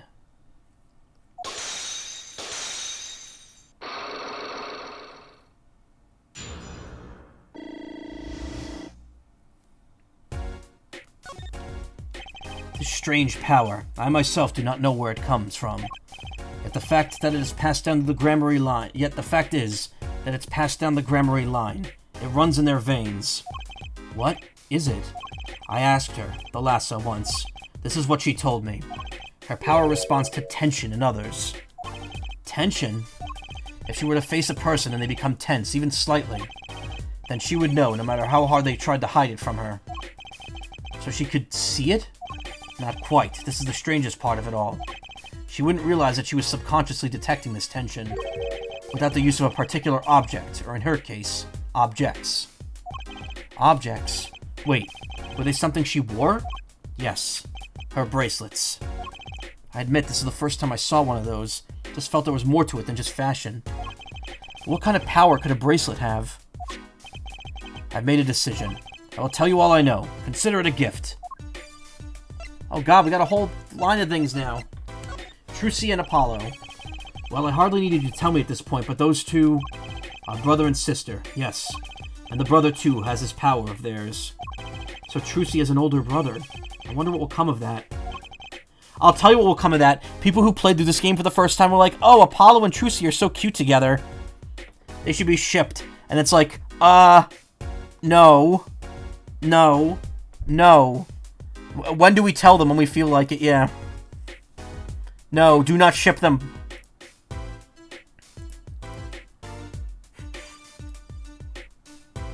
They did a Star Wars, yep. Oh no. A lot of people were let down by that revelation. Also, notice that this is the only character development Apollo gets, like, in this entire case. Like, he was not relevant to this case until this point. Ship the main characters before they knew they were siblings, yep. Mr. Wright, tonight, after our game is done, I will return to a life of hiding. I would not see her live her life without knowing. I understand. I'll tell the two of them when the time is right. It's okay, you're on Team Apollo, future character. Oh, yes. I agree. I absolutely agree. There are two characters I would ship Apollo with. And they both show up in the next game. I am in your debt, once again. No kidding. What I want to know is how all this got to be so messed up. The bracelets. Those bracelets are made of a special alloy. It is set to expand and shrink very slightly in response to body warmth. Oh, like a fucking mood ring. Like a mood ring, except bigger and it actually works. So they're temperature sensitive or something. Yes. This is how they can shrink to the exact size of their wearer's wrist. And this has something to do with the power? What have I told you? The Gramarye power reacts to tension in others. When a Gramarye senses tension, they too become tense. And this tension translates into minute contractions of the muscles. Whoa, that was a read. And this tension translates into minute contractions of the muscles. So minute they cannot sense it on their own. Their muscles? Oh, so that's what the bracelets are for. With the bracelet on, one can sense these contractions, because the bracelet is always a perfect fit. So when the person they're watching gets tense, the bracelet feels tighter on their wrist. Precisely. But that alone doesn't really count as mind reading. I believe I understand how the process works from there. It's a simple question of eyesight. Eyesight? Guess that sounds simple enough. Eyesight. You're gonna have to look up and see if someone's written a fanfiction or writing Edgeworth or Apollo and Trucy's gay adoptive dads. I mean, that's generally the, there's a moment in the next game that kind of hints that Edgeworth is very much involved in Phoenix's life. Taking care of Trucy. Not taking care of Trucy, but, like, being there with Trucy. That's all I'm gonna say. Have you ever heard of kinetic vision? Something about the ability to see moving objects with full clarity, right? Whoa. That was a clarity. I've heard of it before. They say athletes can see a moving ball like it was stopped if they focus. Oh, but it's not confined to sports alone. All relies on the ability to focus. When we focus, we can see many things. The faintest twitch of the face, and the meaning that lies behind it. Therein lies the secrets of one magic. One must know the mind of a crowd before one may distract it. So basically what you're saying is, the Gramaryes can see really well? For them, seeing is more than believing, it is knowing. Their power relies on eyesight combined with exceptional focus. I don't know, it seems kind of lame compared to the ability to channel dead people. Things are starting to come into focus for me, too. Of course, it's difficult to maintain such levels of focus for any length of time. But what if someone could tell you when to focus? Or something. Precisely. But wait, Trucy doesn't have any bracelets. You're talking about poker, yes? Timing of when to focus is so elementary, she probably does it without thinking. Doubt Trucy herself has realized this. That's all I know of things Gremory. Thank you, Mr. Zack. If this boy's bracelet is a real thing, then he will use it before long, thereby awakening his power. I'll keep that in mind. Well, shall we play a game then? I've said so much. Let me say one more thing. I will tell you of that night. That night? The night my mentor, Magnifi Gremory, passed from this world to the next. There were 2 pistols and 2 letters sent. This was Magnifi's test. A test. In his last years, Magnifi Gremory worked us to the bone. No, to the pain. But that night, I could not shoot him, so I shot the clown's forehead instead. This, it seems, was the correct answer. Take this. I give my art to you, Zack. What? It is thanks for playing along with my show. You shot well tonight, Zack, though I would not have minded dying by your hand. How could I shoot you? You're my mentor. Ah! Thought you might say that. If I went home without shooting anything, what would you have done then? Then, of course, I would have given Valent his chance. And if I had shot you in the forehead instead, then it would be over. If you or Valent were to shoot me in the head, then I would go to the darkness I would go, and my art with me. A fitting end, don't you think? Ah, yet this ending too gives me no cause for regret. I thank you, Zack. And I am sorry. I have done much that was wrong in my day.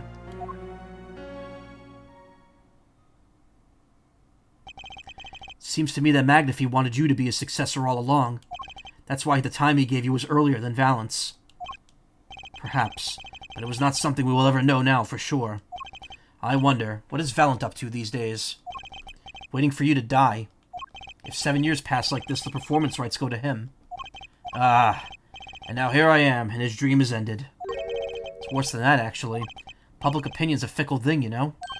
What? You don't mean to tell me they put the blame for our mentor's death on him? The trial ended when you vanished, Mr. Zack. There were even rumors that Valent had helped you pull it off. But that's madness! Well, it seems that before I can once again disappear from this world, I have one more act to perform. Isn't it odd that sorting out my life should prove so complicated, even though I am dead? Please just want Phoenix and Edgeworth winning. Please. It's not gonna happen, guys, unfortunately.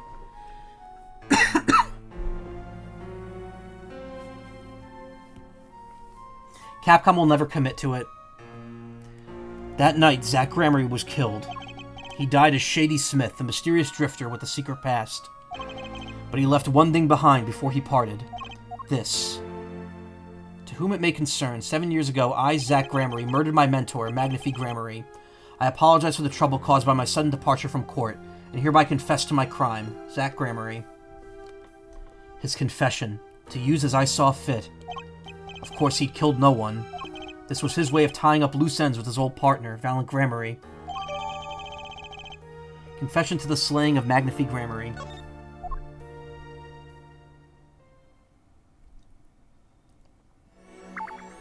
So essentially, Zack was an asshole, but he cares enough that he doesn't want things to end being shit because of him. He wants his daughter to get the performance rights, and he wants Valent to not be blamed for the murder. Didn't stop him from punching Sparkbrushel 5 times and also hitting Orga Orly over the head with a bottle later on.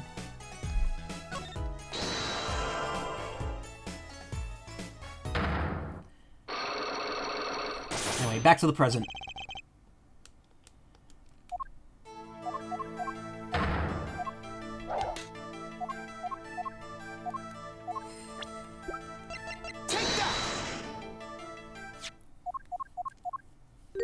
So we've already seen this, blah blah blah.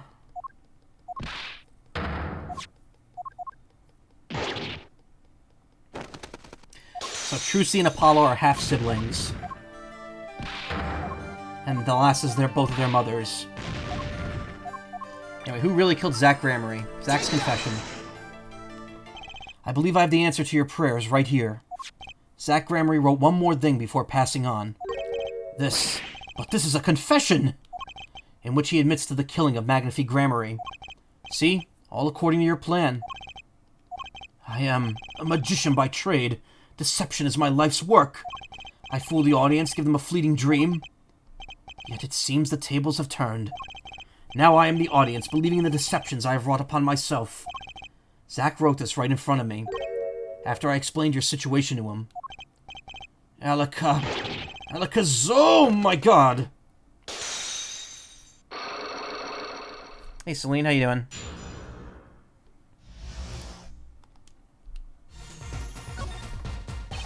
You do know that this confession is nothing but lies.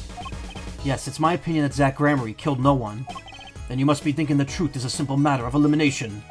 2 received instructions to kill, but if one is innocent, then the one who remains is guilty. That would be the logical conclusion, yes. So he vanished to protect me, his partner. A stirring tale, 'tis true. Did you shoot Magnify Gramarye in the forehead? If I had and I had told you, what would you do? Run to the police, perchance? Do as you will. There is nothing left for me now. It is true, after all. I have little talent. I needed my mentor Magnify's repertoire. It was as if a little demon grabbed hold of me. I knew it. So Valiant Gramarye did kill the great Magnify.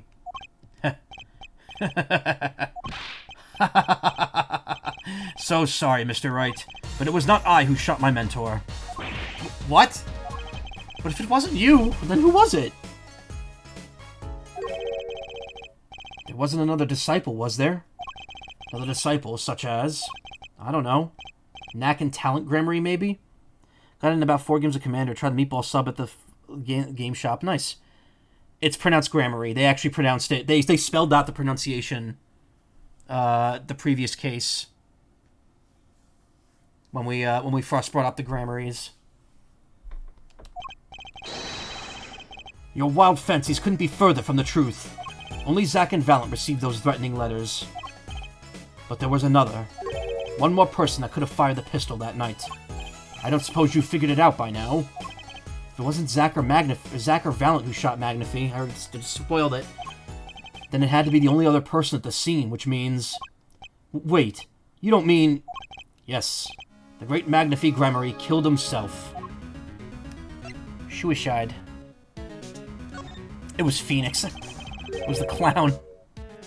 So Magnify Gramarye committed suicide. You find it hard to believe? To be honest, I hadn't even imagined it as a possibility. When I arrived that night, the old man was still alive. He appeared to be asleep. I could not shoot him. But when I turned and made to leave the room, the old man called out to me. So you spoke with Magnify Gramarye? Yes, and this is why I knew what he had done. Magnify transferred the rights to his repertoire to my partner, Zack Gramarye, not me. His voice suddenly changed there. I see. Then I guess I owe you an apology. I always thought you were the one who did it. You owe me no apology. Huh? My crime was, in a way, more serious than that of murder. What? Your crime? Is Valiant Gramarye confessing something to me? What could be more serious than murder? You see, I knew that the 2 letters had been sent. There are no secrets between partners. It was easy to find out. That was when I understood Magnify's plan. He wanted to die by one of your hands? Little did I expect it had anything to do with the rights to his repertoire. That was when I heard it. The little demon whispering inside my heart. The demon. Let me confess, I had intended to shoot Magnify. And I planned on framing my partner for the crime. What? What? That night I prepared something before going to Magnify's hospital room. Which was? IV fluid, of course. I'd seen it on an earlier visit. If Zack did not shoot, I would do the deed. Then I would use the IV liquid to place the murder on his hands. That was my plan. But you didn't shoot him. I could not. The demon in my heart fled from the moment when the moment came. But then Magnify called me back. I am sorry, Valiant. I am giving my magic to Zack, not you. You still lack the draw he has. Please help him if you can. Funny, because I prefer Valiant over Zack. I left the room, and then I stopped. The shock of what I'd just been told consumed me. That is when I heard that fateful gunshot. Magnify Gramarye, killing himself. Then the demon awoke anew within me. Zack killed him, he was the one. Frame him, and the magic will be yours. I altered the scene of his suicide. I took the pistol from his hands, wiped off the prints, then used the syringe to add the IV liquid I'd brought. So that's why the crime scene was as it was, okay. So in the end, things happened pretty much as planned. Magnify died, and you framed Zack for his murder. As planned, indeed. Of course, the outcome was somewhat different than I had anticipated. Well, what do you think? Do you believe my story? Can it be believed, truly? That was 7 years ago. I don't know what to believe, but... Yes, I'm glad I heard it from you, Mr. Valiant. Thank you. It is I who should be thanking you, Mr. Wright. Only when I had lost everything could I make my decision. You're going to turn yourself in? My partner may have vanished, but not so my guilt. And as my guilt stays, all else begins to leave me.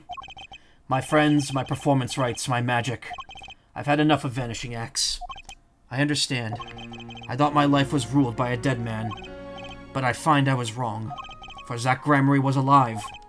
Well, not anymore. And now it occurs to me. What if he was not the only one who survived? What do you mean?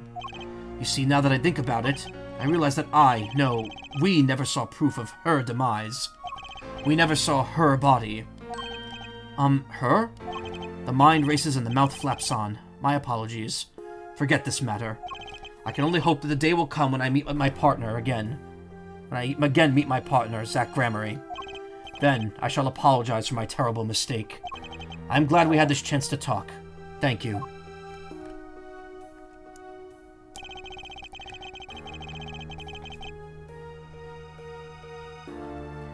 Sent me an update. I'll check that in a second. Lunch, BRB. They say Zack is a jerk, but I do think about what Magnify did from time to time. No, I mean, they're all kind of... None of them are innocent here.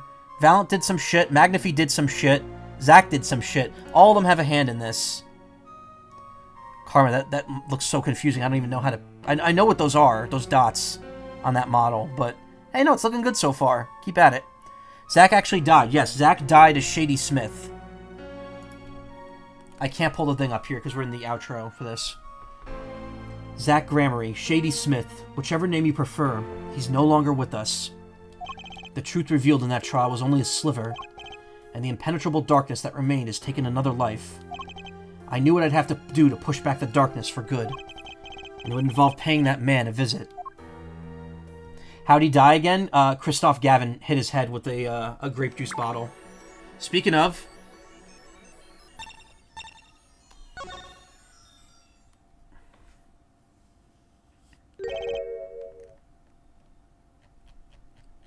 Sorry, sir.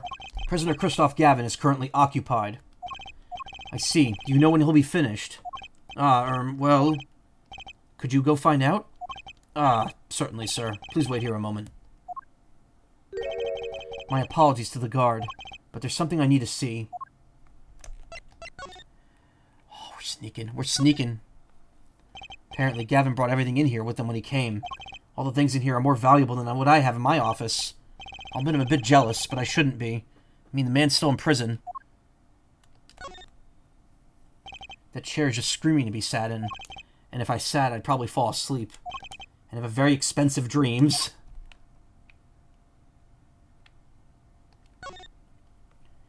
My knowledge of flower names includes sunflowers, tulips, and that's about it.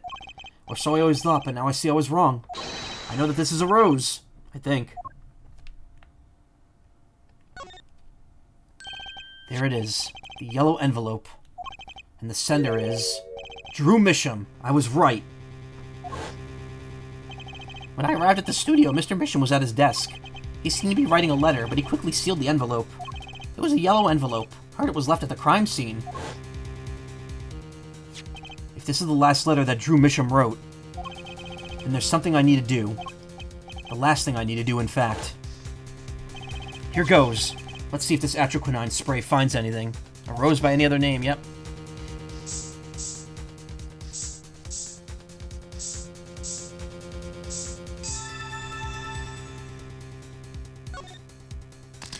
So this was Drew Misham's messenger of death after all. It was this stamp, all right. No mistaking it. And his last letter was sent to Christoph Gavin. The interview request came like you said it would, and they're looking into the case. I swear on my life I won't tell them about you, so please release the spell you put on my daughter. I'll write later with the report. Drew Misham. Gotcha. Letter from Misham added to the court record. Poison traces found in the stamp. Letter posted by Drew Misham just before dying. Finally, decisive evidence.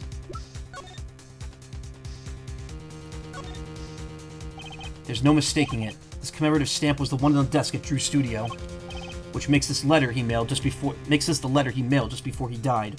Better hold on to this one.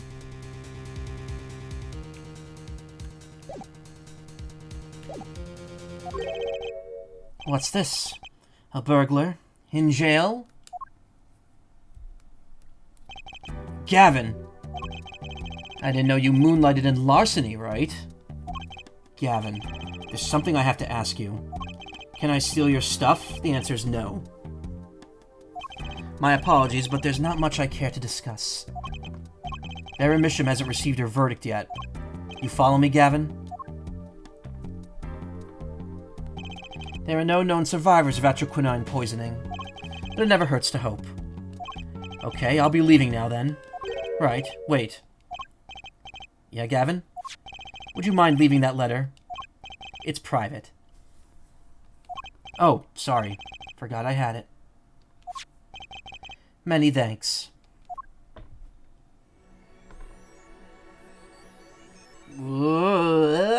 Distortion.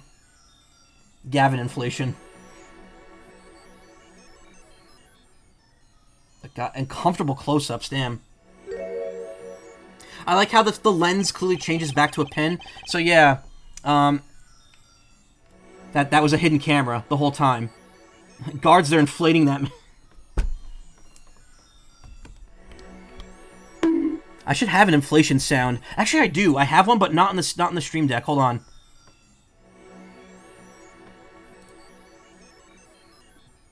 I should have a sound for, like, whenever inflation comes up on stream.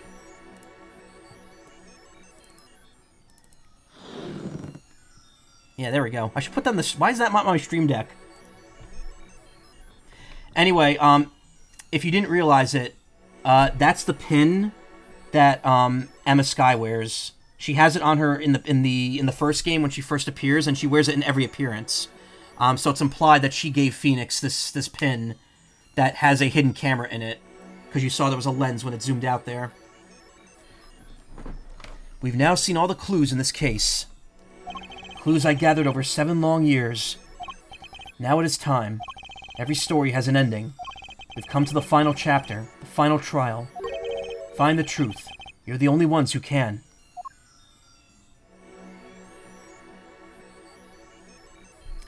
To be continued. This is what I was hoping to end the game, but unfortunately we're still a little too far behind here.